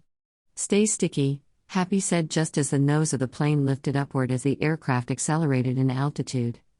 Peter held on tight against the whipping winds, and it wasn't until the aircraft was hovering over the black cloud that was created by the elemental where Peter finally spoke once again. Hey, Happy. Yeah, kid? He took a second to worry his bottom lip between his teeth before he blurted out, we need to have a serious conversation about you and my aunt. His voice trailed off as he let go of his hold on the side of the jet, allowing himself to cut through the air. He let himself free fall for a bit of time, until he got closer to the raging storm cloud that hovered over the London Bridge. Only then did he release his spider parachute, where it only slowed down his momentum minimally just enough so that Peter would be able to get into position. When he got at the correct angle, Peter cut the line to his parachute and allowed the webbed wings underneath his armpits to glide him through the air, headed straight for the monster. Oh, it's not real. It's not real, Peter cried to himself as he hurtled headfirst into what appeared to be a body made up of rock and hot magma, and despite his foreknowledge and lack of spider sense warning him of danger, he still ducked his head as he collided with the image. Only to phase right through it as the monster pixelated upon his entry. Whoa, Peter cried, as he immediately impacted with a drone that was hovering in place alongside thousands of others, all projecting light and adding to the realistic image outside. Okay. That's awesome. He really couldn't help but be begrudgingly impressed by the advanced technology before his very eyes. And now that he better understood it, it now made him less fearful of it. It was nothing more than smoke and mirrors. Once he got rid of those, defeating Beck will be a breeze. Immediately, he set to work on his plan as he leveled his footing and stood on top of the drone that he had collided with. Then, diving into the air, he jumped from drone to drone, sticking each and every one with webbing, connecting them all together with a single strand. When it felt as though he had at least webbed up at least 100 drones, Peter finally flipped off the latest one he stood upon, letting himself plummet toward the ground. I hope this works, Peter cried as he fell, shooting out one last strand at one of the webbed-up drones before he pressed the spider emblem on his chest, sending a shock of electricity out on his web line as the volt electrocuted all of the drones he had managed to trap in his web. Immediately, the illusion began to pixelate before breaking apart, where reality finally set in. Yes, Peter cried as he latched onto a drone that was hovering close by, letting it catch his fall as he climbed up and crouched onto it, watching as more and more of the illusion cracked. And beyond it, standing within the enclosed upper portion of the London Tower Bridge, was Quentin Beck. I see you, Peter nearly growled, his hatred for the man swelling within his chest, so suddenly acute now that he was seeing the man in person once again. He wanted nothing more than to tear him apart limb from limb for daring to try and kill Mary Jane. But he knew that, ultimately, he would have to hold back. But that didn't mean that Peter wouldn't relish in punching him in the face several times before he shipped him off to the raft prison. Leaping from drone to drone in an attempt to get closer to the imposter, Peter was hyper-focused on his target, when in the next moment, Quentin seemed to notice his presence as well with widening, fearful eyes. That's right, Beck. This will all be over soon. With one giant leap, Peter poised himself to crash through the glass that acted as the last standing barrier between Beck and justice when, bam! A drone came up from behind him and collided with his back, sending him hurtling toward the bridge below as he crash-landed flat on his stomach on the cement. Peter immediately got onto his knees, coughing and heaving from having the wind knocked out of him. But he didn't even have time to catch his breath. Because looking up, he cursed under his breath to find hundreds of drones swarming up above, all poised and ready to attack him. No. No. No. No. No. Michelle cursed as she slammed on the brake. The tour bus came to a screeching halt that nearly had all of its occupants flying from their seats. Taking a moment to steady herself, Mary Jane leapt to her feet and strode to the front of the bus until she stood in front of the driver's seat. "What is it?" "We're stuck," Michelle cried as she vented her frustrations out on the steering wheel, hitting her hands against the pressed leather. "There are too many abandoned cars up ahead and we can't turn around because, well, look." She gestured out the back, and Mary Jane saw what she meant. There was too much traffic behind them as well, effectively blocking them in. Dread overcame her. They couldn't drive any further from this point. And they were so close to the London Bridge where Mysterio was staging his attack. At any moment, he could spot them. Her thoughts were going a mile a minute. "What should we do now?" Ned asked as everyone came up behind them. There was fear in his eyes as they looked to her for answers. For a second, she nearly buckled under the weight of the burden of having to make a decision for the group. But that didn't last long. She was never one to dwell on any negative emotions. Determination swelled in Mary Jane's gut as she straightened her shoulders and jutted her chin. "We can't just stay here. We'll have to continue on foot until we can find a safe place to hide." If they stayed on the bus, so close to where Mysterio could spot them, they were essentially asking to be murdered. Michelle, Betty, Ned, and Flash seemed satisfied with her answer, but Harry raised his hand to garner everyone's attention to the distinct frown marring his lips. "Are you going to tell us what's going on?" Harry asked, apparently now feeling up to talking to her again in his pursuit for answers. She couldn't really keep up with his hot and cold personality lately, not with so much going on. "Yeah," Brad said as he scratched the back of his head, uncertain. "I think I'd feel safer if we stayed on the bus." Mary Jane's hands were thrown up in her frustration. "You're going to have to trust me on this. Mysterio is a fake. A phony. And he's out to get us killed right now along with half of London. So we need to get out of here, now. Or we will die." Harry and Brad still looked uncertain, as though her tale was too far-fetched to believe. At least, not without proof first, something that she didn't have. But surprisingly, it was Flash that spoke up as he nodded sincerely at her, still holding up his phone and live-streaming everything. She bit her lip, reminding herself that she had to make sure to be careful with her words about certain things. "Makes sense. I always knew that there was something hokey about Mysterio." Then he stepped forward toward the doors, his stride poised with so much confidence that Mary Jane couldn't help but be proud of him, but paused by the bus door when he saw that no one was following him. "Well? Aren't you guys coming?" Despite herself, Mary Jane now actually spared the other boy a smile, before she turned toward the rest and commanded in a firm tone, "Come on." Mob mentality seemed to work with Harry and Brad, and together, they all abandoned the bus as a group. They began running with the crowd, trying to blend in as they tried to get as far away from the London Bridge as possible. Flash was screaming into his phone, still live streaming about the attack, which now had the illusion broken and showed the drones that lie beneath.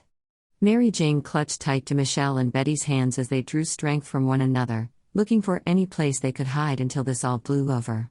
When, up ahead, a jet landed onto the middle of a public boardwalk as the people running past it made sure to give it a wide berth. Not even a minute later, Mary Jane recognized a familiar face running toward them from the jet and she released a gasp. Letting go of Michelle and Betty's hands, Mary Jane ran forward with all her might and threw her arms around the man's neck. "Happy," she cried out, tears welling in her eyes as relief swelled in her heart. But the man didn't allow for the hug to linger as he pulled away quickly, just as the rest of her friends ran up behind her. "I've got to get you out of here," Happy cried out over all the noise. A sweeping hand gestured back at the docile jet. His indication was clear. He wanted to fly them all out of there. Mary Jane was so relieved that her tears threatened to pour from her eyes. "Who are you?" Michelle asked, incredulous panic laced in her voice. "I work with Spider-Man, okay? You have to get on the jet." "You work for Spider-Man?" Flash exclaimed, as he pointed his live-streaming camera away from the London Bridge and at Happy instead. "I work with Spider-Man, not for Spider-Man." Happy began to argue, when, boom. Behind him, a drone strike blasted at his jet, sending it into a blazing explosion. Freezing for just a second as he took in the destruction of their only means of escape, Happy turned to them again, now with a newfound level of urgency. New plan. Into that tower. His stout finger pointed toward the Tower of London, and grateful for a new voice of authority, Mary Jane and the others gladly complied. They ran for the tower, with Mary Jane clutching at Happy's forearm while the man tried to block her from view with his body, in the hopes that they weren't already spotted by Mysterio. "Tell me," Mary Jane said as they hobbled along quickly, "is he okay, Happy? Is he alive?" Mary Jane asked as they ran for the promise of cover. She didn't even have to specify to Happy on who it was that she was even referring to. "Yes," Happy confirmed, "he was hurt bad, but he's fine. He's out there fighting the drones right now. Trying to get to Mysterio." A sob escaped her chest. Everything within her swelled with relief. His words were like a soothing balm to her broken soul. Because Peter, he was alive. So long as Peter was all right, she could find the strength to fight and get through this. The desire to see those light brown eyes peering into her own again was all the motivation she needed. And, bang! A round of gunshots suddenly resounded behind them and everyone screamed as the blast hit the exterior wall to London's tower just above their heads. Her heartbeat quickened as she looked back to see the two drones chasing them, now visible due to the illusion having been broken. Mysterio. He's found them. To the crown jewel's vault, Happy cried out to the group at large, as they all began to sprint with all their might, one drone still giving chase as the other was shot down by the royal guard. "Let's go. Go. Go." They entered a room made of stone walls and what looked to be a museum with display cases filled with medieval armor within. "Go into the vault," Happy commanded, "the walls are 8 feet thick." "What?" Harry cried out. "Go into the vault," Happy repeated as he tried to usher them all toward it. But they weren't able to comply quickly enough. Because behind them, the drone entered the room and began blasting open fire into the room, shattering the majority of the glass display cases in the process. Everyone ducked for cover as they scrambled to hide behind wall pillars scattered about the room. The bullets ceased and the room became quiet as they all successfully hid. Happy had her form tucked under his arm, close to his side as he was seemingly prepared to use his body as a shield to protect her if necessary. Her body wouldn't stop shaking as they secretly observed the drone floating in the middle of the open room, searching for any living soul to kill. Horizontal to them and across the room, Michelle stood alone behind her own pillar, next to a medieval statue of a knight. The drone slowly crept in close to her hiding place. It would be any moment now where she would be the first one spotted. They all watched in horror as Michelle took in her situation, as well as her surroundings, before her brown eyes shifted and caught on a weapon made up of a spiked ball connected to a chain. A flail. Resolutely, Happy shook his head at her, telling her not to go for it. While Mary Jane was eagerly nodding at Michelle, knowing that it was going to be her only means of protection if the drone spotted her. Giving a firm nod to Mary Jane in return, Michelle grasped onto the handle of the flail but seemed to misjudge the weight of it as she loosened it from its hold, because as soon as she freed it from the knight armor statue, she very nearly dropped it. Flash and Mary Jane sucked in their breaths just as Michelle managed to catch it before it had the chance to land on the floor in a clatter. The drone then crept closer, trying to analyze the area for any sign of life in the room. Out of the corner of her eye, from the opposite side of the room from Michelle, movement caught her attention. She watched with ever-widening eyes as Betty, Ned, Harry, and Brad used a medieval spear to push over a different knight statue. She could only gape as it tipped over before it crash-landed onto the floor in a clanging heap. The drone immediately turned at the noise, took its aim, and fired, leaving the back of it vulnerable for Michelle's attack. With a guttural war cry, Michelle jumped out and flung the flail down on the top of the drone, hard. "Go," she cried as the momentarily malfunctioning drone spun in a sporadic circle as if it were dizzy from a bump on the head, still shooting down at the floor with ricocheting bullets. Everyone immediately jumped to attention as they made a mad dash for the open vault that stored the crown jewels, taking full advantage of the opportunity that Michelle had granted them. As they all scrambled inside, the drone was beginning to rebalance itself as it hovered in the air. Happy grabbed a shield and attempted to fling it at the drone, only to immediately miss. "How does Cap do that?" Happy grunted out in frustration as Mary Jane helped him tug the thick metal doors shut, locking them inside. At least 100 drones dove for him at once, each firing blasts his way as Peter jumped to his feet and dodged each one. He ran as the drones chased after him, until he got enough momentum to leap up high in the air before he released a web, swinging away as the flying machinery still gave chase. Everywhere he dodged and weaved, there seemed to be more drones there waiting for him, especially whenever he tried to get closer to Beck. Gritting his teeth in frustration, Peter dropped to the bridge below once again and webbed a nearby drone before he swung it around in the air like helicopter wings as it collided with some of the others, destroying them and halting their firing attack immediately. Still, there were so many that he hardly knew where to turn when, "Ogh!" A guttural cry rang out from the other end of the bridge and Peter whirled to face the noise on instinct as, Peter gasped, his eye lenses widening, as Molten Man rampaged forward towards him, shooting molten lava out at some of the nearby weapons as they rained down on him with open fire. What was Mary Jane's dad doing here? "You ready to face a real Molten Man, Mysterio?" Mark screamed at one of the cameras as more and more began to swarm him as well. "I hope that you feel that you got the experience against the first fire monster because you managed to royally piss off the real deal for going after my daughter." Despite himself and everything having to do with their rocky history, Peter couldn't help but grin beneath the mask. A part of him was glad to see the other superpowered man, if only for his help in destroying more drones so that Peter had more of a clear path to get to Beck. Together, as more drones fired their attacks on him and Molten Man, they did their best in taking them down. All too soon, Peter found himself standing side by side with his girlfriend's father as they both fought nearly back to back against the horde of high-tech machinery. Just as Peter threw a nearby abandoned car at a mass of nearby drones, Mark blasted a few that were hovering to his left with hot magma. The drones then suddenly retreated somewhat to regroup, and Peter paused as he watched them suspiciously. Turning with a fit of panting breath, heaving in lungfuls of air, Peter then pointed at Mark and said in a deadpan voice, "Remember, only you can prevent forest fires." Mark stopped firing at the retreating drones for a second as he shot Peter a look. Before he huffed and rolled his eyes. "This is not a good way to remind me of why I should continue to allow you to date my daughter." Grinning beneath his mask, Peter chose to take the remark in stride. "Ah, come on. You of all people should be able to see the spark between us. You are the expert." Grumbling and looking thoroughly annoyed, Mark jabbed his thumb over his shoulder behind his back. "I'm gonna go fight over here now." It was with the greatest of efforts where Peter managed to hold in his laughter, though the temptation was so great. "Folio, Hotman," Peter jibed with a deliberate bow of his head as he quoted Avatar: The Last Airbender. Gritting his teeth with narrowed eyes, Mark mumbled under his breath as he stomped away, "Shut up, you little punk." "Ooh, burn," Peter called to his retreating back before Mark flashed him the middle finger over his shoulder. Peter finally allowed a small chuckle to escape his chest, suddenly feeling calmer than he had been before. Tilting his head back, Peter's eyes scanned the sky, pinpointing the shadow of Quentin Beck as he hid away behind a wall of military-grade weaponry. It was time that he tried to end this. But he was having too difficult a time trying to get past all the drones.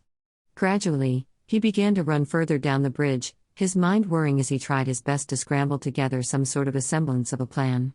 Perhaps he could. "Spider-Man." A voice rang out over his comms, startling him so badly that he very nearly tripped over his own 2 feet. "Happy?" Peter asked, surprised despite having already been in communication with the man before Peter had arrived on the scene of the illusion's attack. He began to pick up his pace as he honed in ever closer to Beck's hiding place, to the point that he was planning to web himself up into the air again. "I've got Mary Jane and your friends, but we're trapped. There's a drone attacking the door to the vault we're hiding in." The blood drained from his face as his feet skidded to a halt. Mary Jane. Happy. Ned. All of them were in the midst of facing danger right at that very second. "How long do you think it will hold? Where are you?" "Maybe a few more minutes. And we're in the Tower of London." Turning on his heel to the right, Peter could see the very building that Happy was referring to. It was so close. Peter could simply detour and make his way over there in a matter of several seconds. But none of this was going to stop unless he got to Beck. The madman would simply continue sending drones to try and kill his friends. He had to end this by going after Beck. But he couldn't just leave Mary Jane and the others defenseless. There was only a split second of time that he had in order to make a decision. No. Peter would have to let go of some of his pride.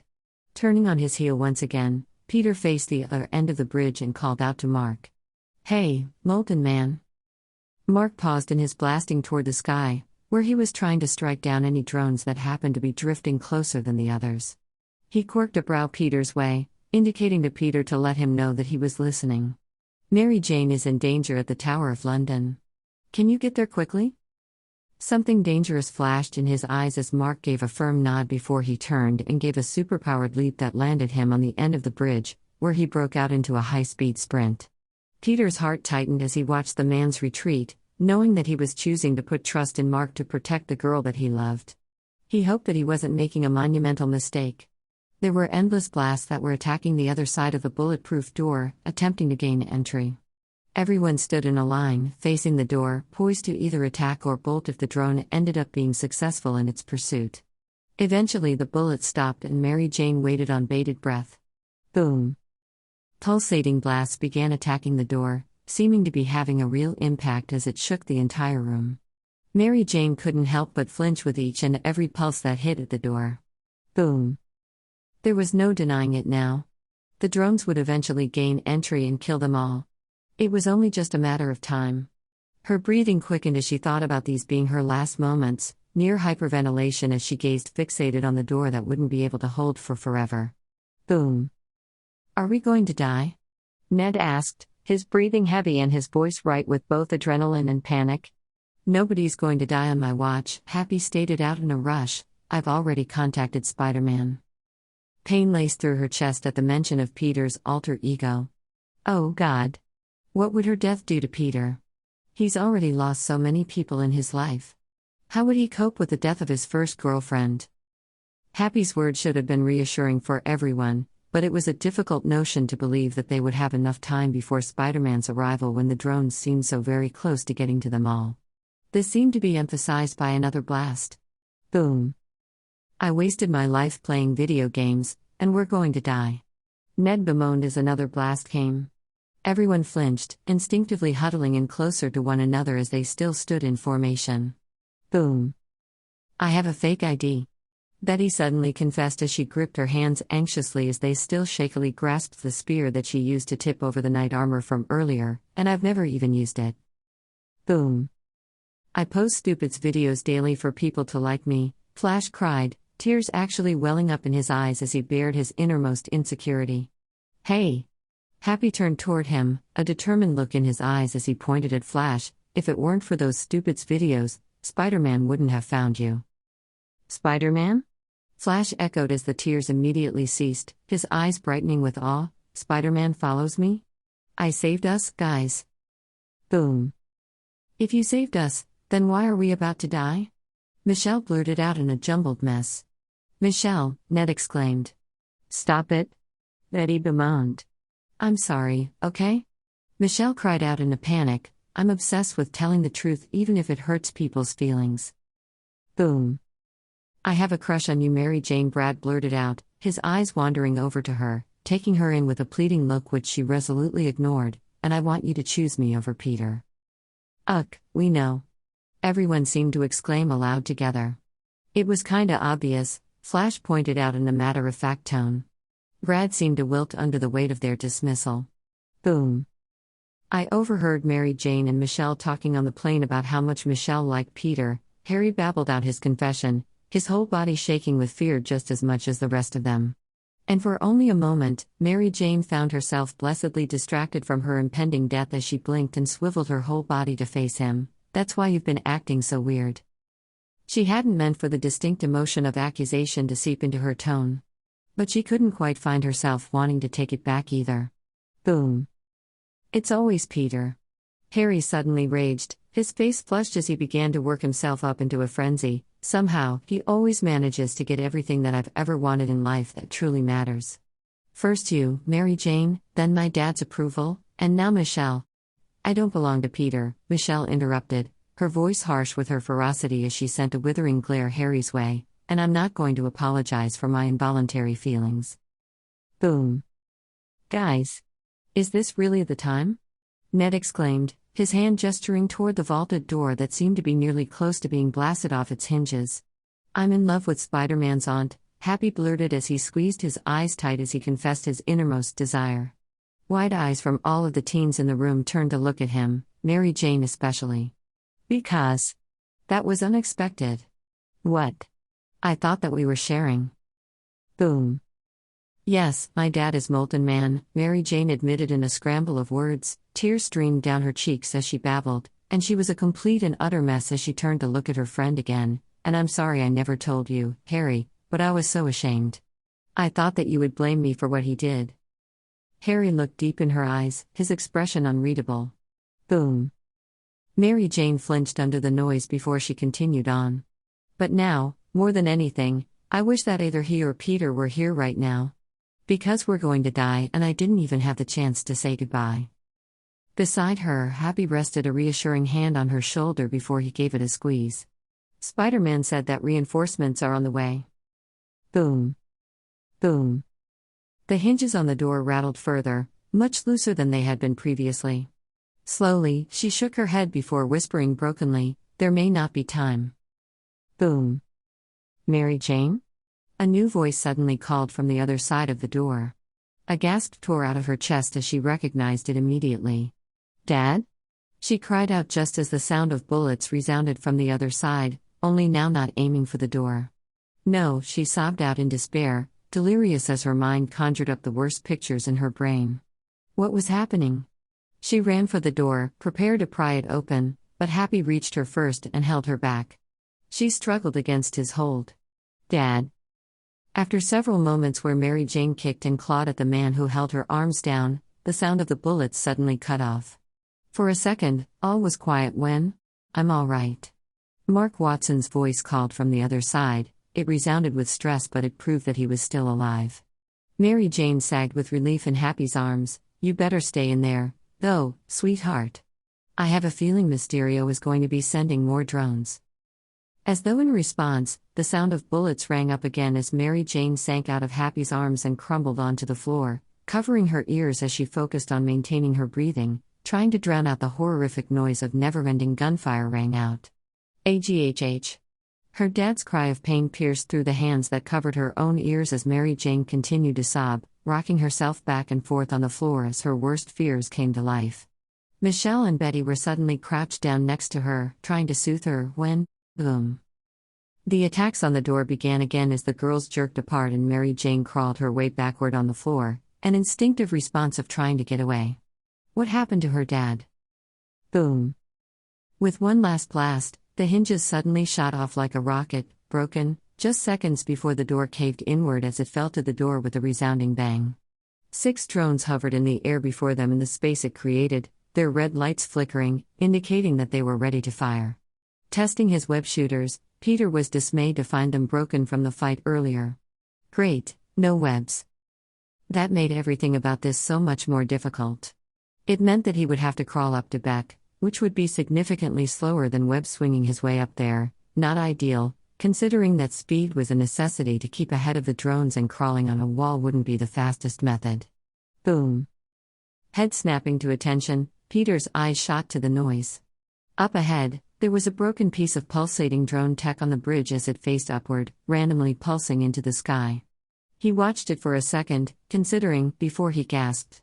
It sparked an idea for Peter. If he found a broken piece of debris, he could use both as a launching pad to get himself up to Beck. The only issue with that plan seemed to be that without his webs, he would have no way of deterring the attacks from the drones while he was hurtling through the air. He would be defenseless as they would undoubtedly shoot at him. Looking all around him, Peter grinned when he spotted another broken drone nearby. Stepping to it, he immediately tore into it with his bare hands, rummaging for parts and...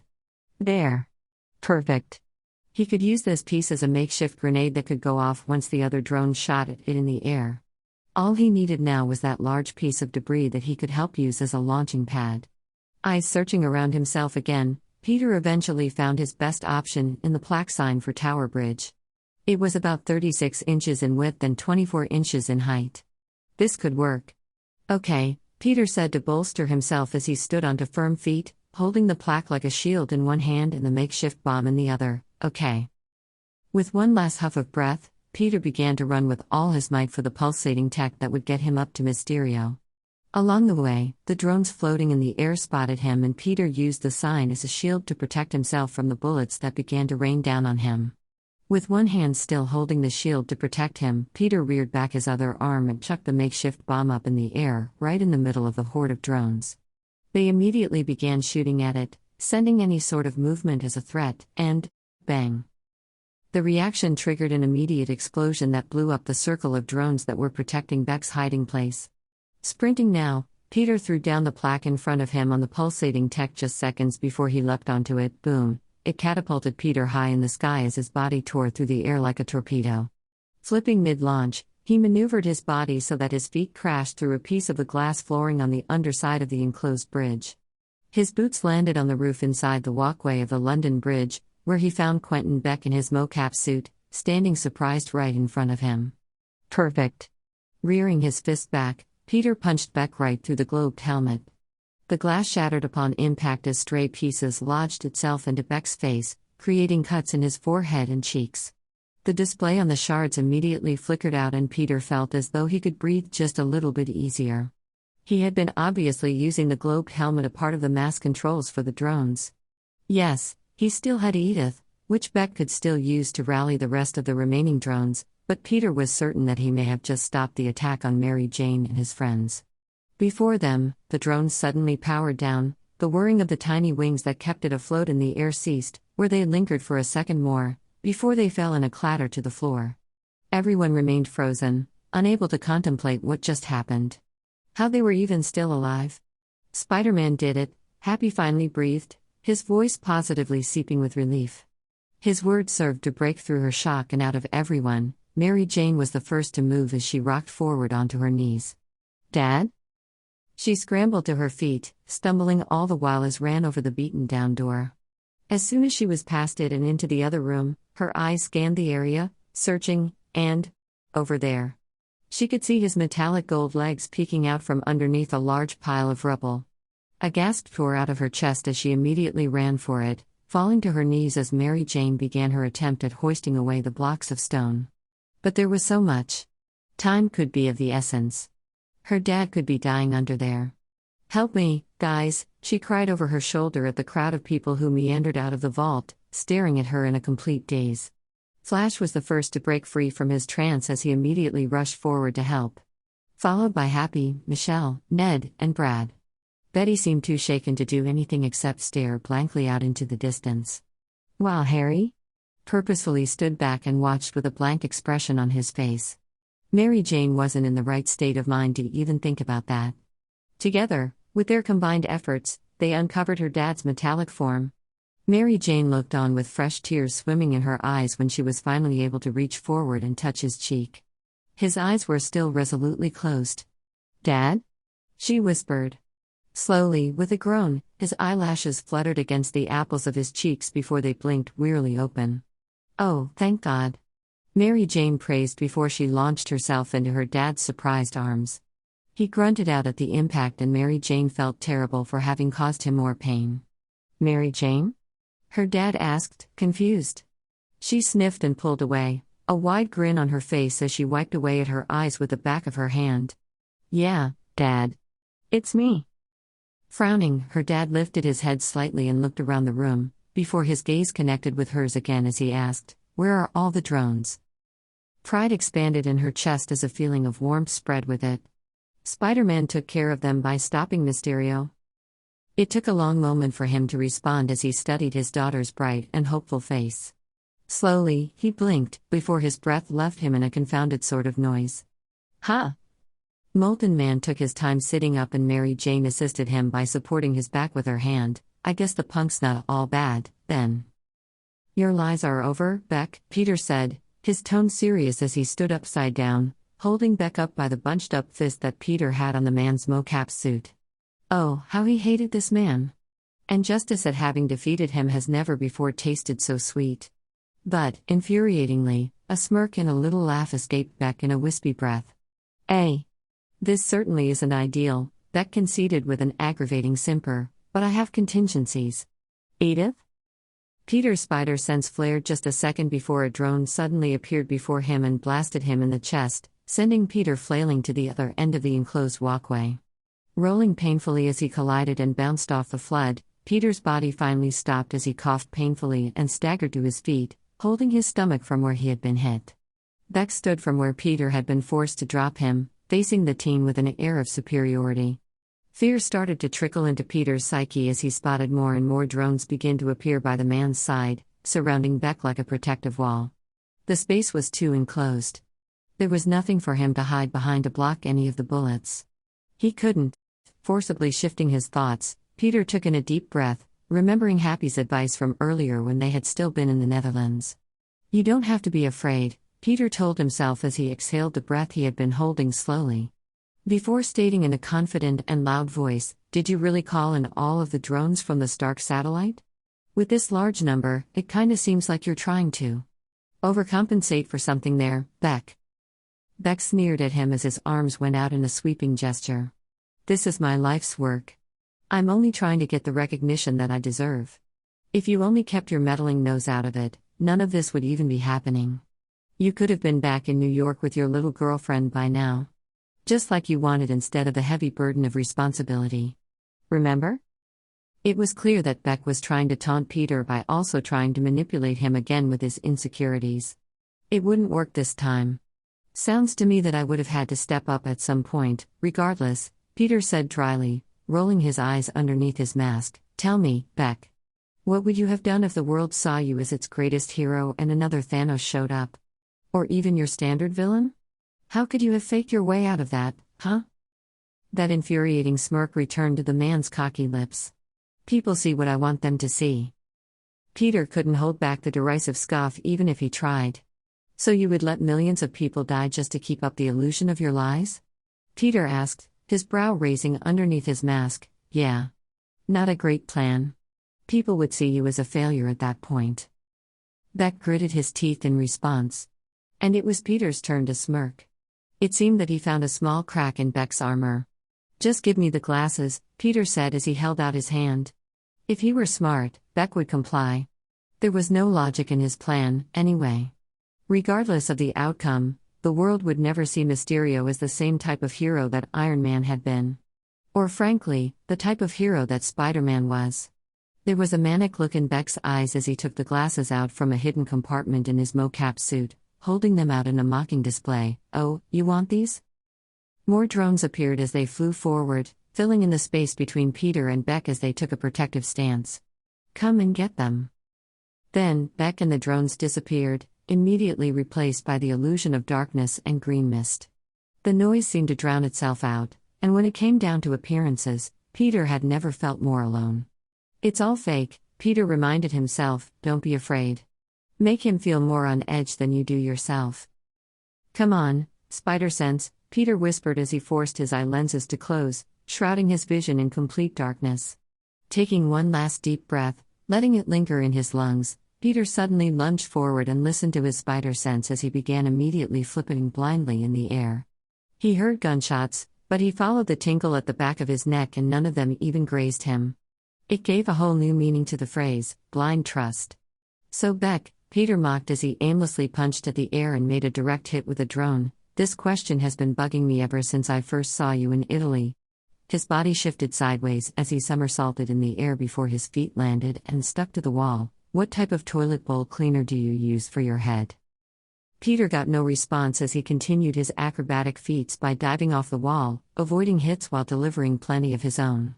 And can I ask where you got the idea for the green mist? Was it from a nasty cold where you spewed it everywhere and got inspired? Peter couldn't help but laugh a bit at that one, knowing that he was mocking the very persona that Beck worked so hard to build up to a state of glory. And here he was, tearing it down simply by making fun of it. Also, the dead wife was a nice touch, Peter added, his tone so sardonic sounding that it would have made Michelle proud, truly inspired. Just one suggestion for next time, though? Maybe write into your sob story just how much you miss getting pegged in the ass by your wife. That would really sell it. Gah. Shut up, you pathetic little boy. Beck screamed in a rage. And Peter grinned. Bingo. He finally hit him where it hurt. It was strange, though. Because Peter was actually having fun. Fear was honestly the last thing on his mind as he vindicated himself from the weeks of mental and psychological torture that Beck had put us through. Do I smell an Oscar? Peter rang out in a mockingly sing-song voice as he performed another flip, while simultaneously taking down another drone with a kick of his heel. Ripping off the gun barrels from that drone with his bare hands, Peter stabbed them into another that was coming at him before using it as a new makeshift shield as he charged his way toward Beck. "Why aren't these drones firing?" Beck's voice resounded from a short distance away, and Peter knew that he must be talking to Edith. There was only a split-second pause before. "No fire all the drones now, you." Beck screamed in a rage just as the bullets came firing at Peter. Eyes still closed, Peter blocked the blast with his shield before shoving it away as he felt it start to give under the pressure of the attacks. Dodging by flipping midair, Peter began smashing the remaining drones one by one as they charged at him. Sensing now that there were only a few left, Peter finally allowed his eyes to open as he kicked one of the floating weapons off its course while it was still shooting its gun. It fell to the ground in a circle, stray bullets hitting Beck in the stomach as it went. Quentin immediately fell to his knees at the impact. There were only 2 drones left. Peter grabbed one of them and leapt in the air with it as he used it to smash down against the other. Then, all was quiet. Heaving in lungfuls of air, Peter allowed himself to finally taste victory, true victory, this time. He'd done it. He defeated Mysterio. Well, not quite. He still needed to finish the job. Because he couldn't rest until Beck was firmly seated behind bars. The bastard deserved to rot there for all that he's done. "Beck," Peter cried out in a rage, the feelings of betrayal now welling up in him again as he spotted the villain in question up ahead. On his back as he struggled for breath. Feeling the full extent of all his injuries now that the adrenaline was waning, Peter hobbled closer to him as quickly as he could while he tore off his mask, wanting the son of a bitch to look him in the eyes as he explained why he did what he did. Glazed eyes shifting upward, Quentin looked up at Peter warily as he stood over him. "You lied to me," Peter seethed dangerously. "You went after Mary Jane. I trusted you." "I know," Beck muttered, his face growing paler by the second. "That's the most disappointing part. You're a good person, Peter. Such a weakness." "No. Being a good person didn't make him weak. Putting trust in others like Beck before himself was what had made him weak." He saw that now. Slowly, Beck pulled out the Edith glasses out from his pocket and held them out toward Peter within his shaky grasp. "Stark was right. You do deserve them." A tingling flash went down his spine as his spider sense went off and Peter's hand went up instinctively to catch at an invisible hand just as... bang.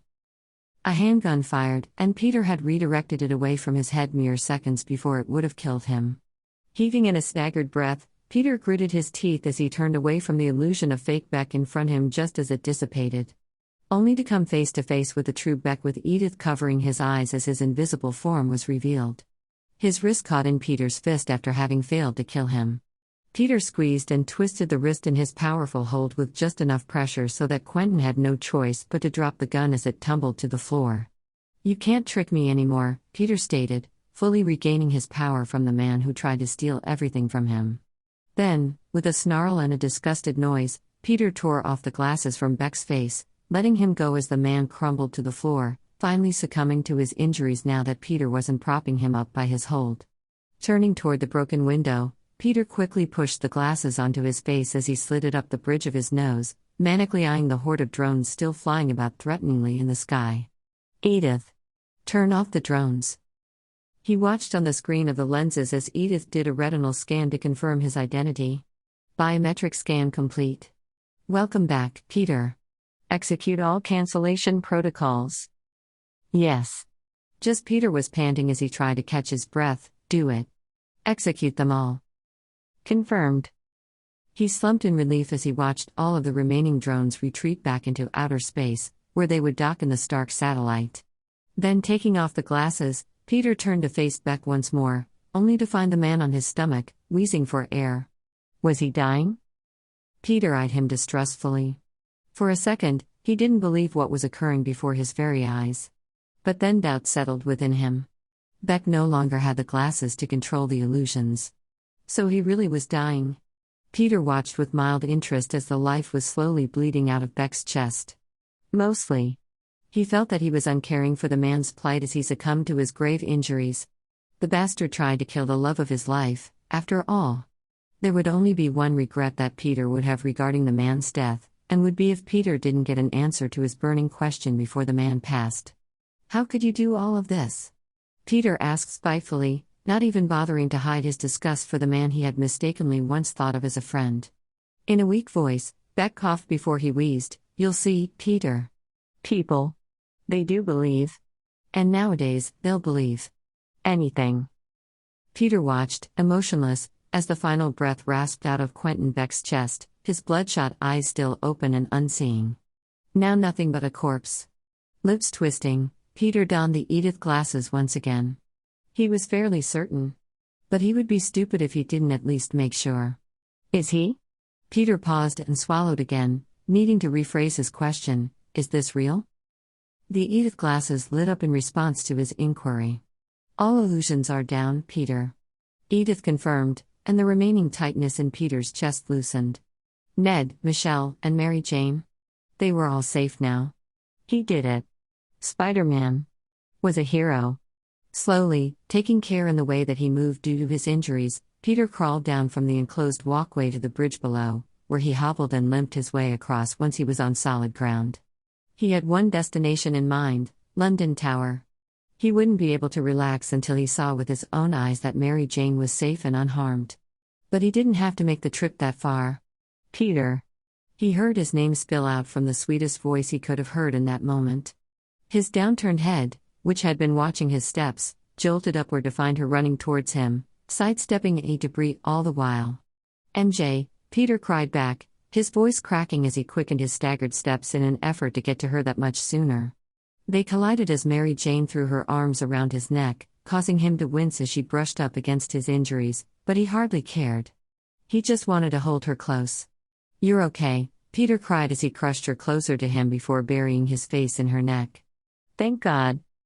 Tightness clawed at his throat as a sob threatened to release from his chest. Being able to hold her in his arms again was akin to being welcomed home. She was the very epitome of his sunshine. Time spent apart from her would always be drab and gray. After a moment, she pulled back, her eyes frantically doing a sweep to inspect his face. "Are you okay? Are you hurt? Oh my God, you have so many cuts on your face." "Do they? Red?" "I'm fine," Peter smiled at her softly, hoping that it would soothe her and appease all her fears, "just very glad to see that you're alive." Tears misted in her eyes. "Peter T, there were all of these drones that were attacking us and then they just stopped," and she paused, her gaze now questioning, "Was that?" "Yeah. That was me," Peter confirmed with a nod as he couldn't help himself from lifting a hand to cup her soft cheek. She melted, leaning into his touch as she smiled at him. And a touch of spark finally brightened in her eyes. Peter basked in the sight of it. "Do I get to thank you properly this time for saving my life?" Thumb lowering, he traced the digit against the corner of her lip, gaze dipping to her mouth. He raised a single brow as he replied, "You never thanked me properly before?" She bit that lip and trapped it in her teeth in order to suppress her smile. "Never really in the way that I wanted to." Grinning slowly, Peter lifted his gaze to connect with her own. Her green eyes were sparkling. And Peter felt his love for her expanding in his rapidly increasing heartbeat. "Then by all means. Go for I." His words were cut off as her mouth collided with his own as they immediately fell into a passionate kiss. There was a cut that had split his bottom lip, and the seam of her lips were a bit chapped, but it was still everything. Beyond perfection, to the point that words couldn't even begin to describe the feeling that Peter got as he kissed the love of his life. Basking in the fact that they were both alive and now free all of the binds of villainy. They could now simply just be. A loud and abrupt clearing of a throat had Peter instinctively pulling away from the coaxing flick of Mary Jane's tongue as she pressed it against the seam of his lips. And he immediately regretted the decision and mourned the loss of it. Turning a glare upward at the intruder to their private and intimate moment, the fierce look on his face quickly fell away as he saw Mark Watson standing a short distance away, leaning against an abandoned car with his arms crossed over his golden chest. For a second, Peter's face couldn't help but pale as he was subjected to the level stare the man directed his way. "You know, just because I begrudgingly respect you now doesn't mean I want to just stand by and watch you kiss my daughter." A flash of rebellion swept through his veins as Peter raised his chin, jutting it out at the man before shot back, "Then by all means, you're welcome to look away." Snickering next to him, Mary Jane slapped him gently on the chest. "Be nice, Tiger. I think my dad's nerves have been tested enough for today." Sighing, Peter couldn't help but begrudgingly agree with that. In fact, it was fair to say that all of their nerves had been seriously put through the ringer. Grasping Peter's hand in her own, she threaded their fingers together before she tugged and dragged him over to her dad. Peter went along willingly, feeling only the slightest bit of discomfort just from how awkward this was. But he wasn't about to force Mary Jane from doing something that she wanted to do. She didn't stop their advance until they stood right before her father. "Now. We're not leaving this bridge until the two of you come to an understanding." Head jerking to gape at her, immediate rejection to her idea flitted through his mind. Both looked ready to argue, but Mary Jane held her hands up to interrupt them, regrettably letting go of Peter's in the process. He immediately mourned the loss of her warmth. "This is not up for debate," she said firmly as her eyes flitted between what was bound to be two of the most stubborn men in her life. Then, her gaze landed on her father. "Dad, I'm going to be dating Peter whether you like it or not." Peter couldn't help the smirk that graced his lips as he directed it Mark's way. It may be juvenile of him, but the man had demanded previously that they be kept apart. Catching the smirk on his lips, Mary Jane sent a critical expression his way and the smile immediately slid from his lips. "Peter, my dad and I have a rocky past. But he's been taking initiative and I'm ready to forgive him, so I'll need for you to move past the idea that he's a supervillain, all right?" Peter visibly hesitated. Mary Jane sighed. "He helped save a lot of lives today, Tiger. Including my own." With that sound logic, there was no denying her. Peter released a hefty sigh before he nodded at her. "If you're ready to repair things with your dad, you won't find me stepping in your way." The decision was all worth it when she positively beamed up at him before returning to his side as she placed a kiss on his cheek. God, he couldn't deny her of anything when faced with that exultant smile. Heaven help him. "I suppose you're not the most terrible choice out there," Mark piped up begrudgingly, "better than that other slimy kid that used to come around." The punk had shifty eyes. The context clues told Peter that he was referring to Mary Jane's ex-boyfriend. The idiot who had cheated on her. Of course he was a step up from that. "That's the nicest backhanded compliment that anyone's ever given to me," Peter said with a snort. "Dad," Mary Jane warned. "What?"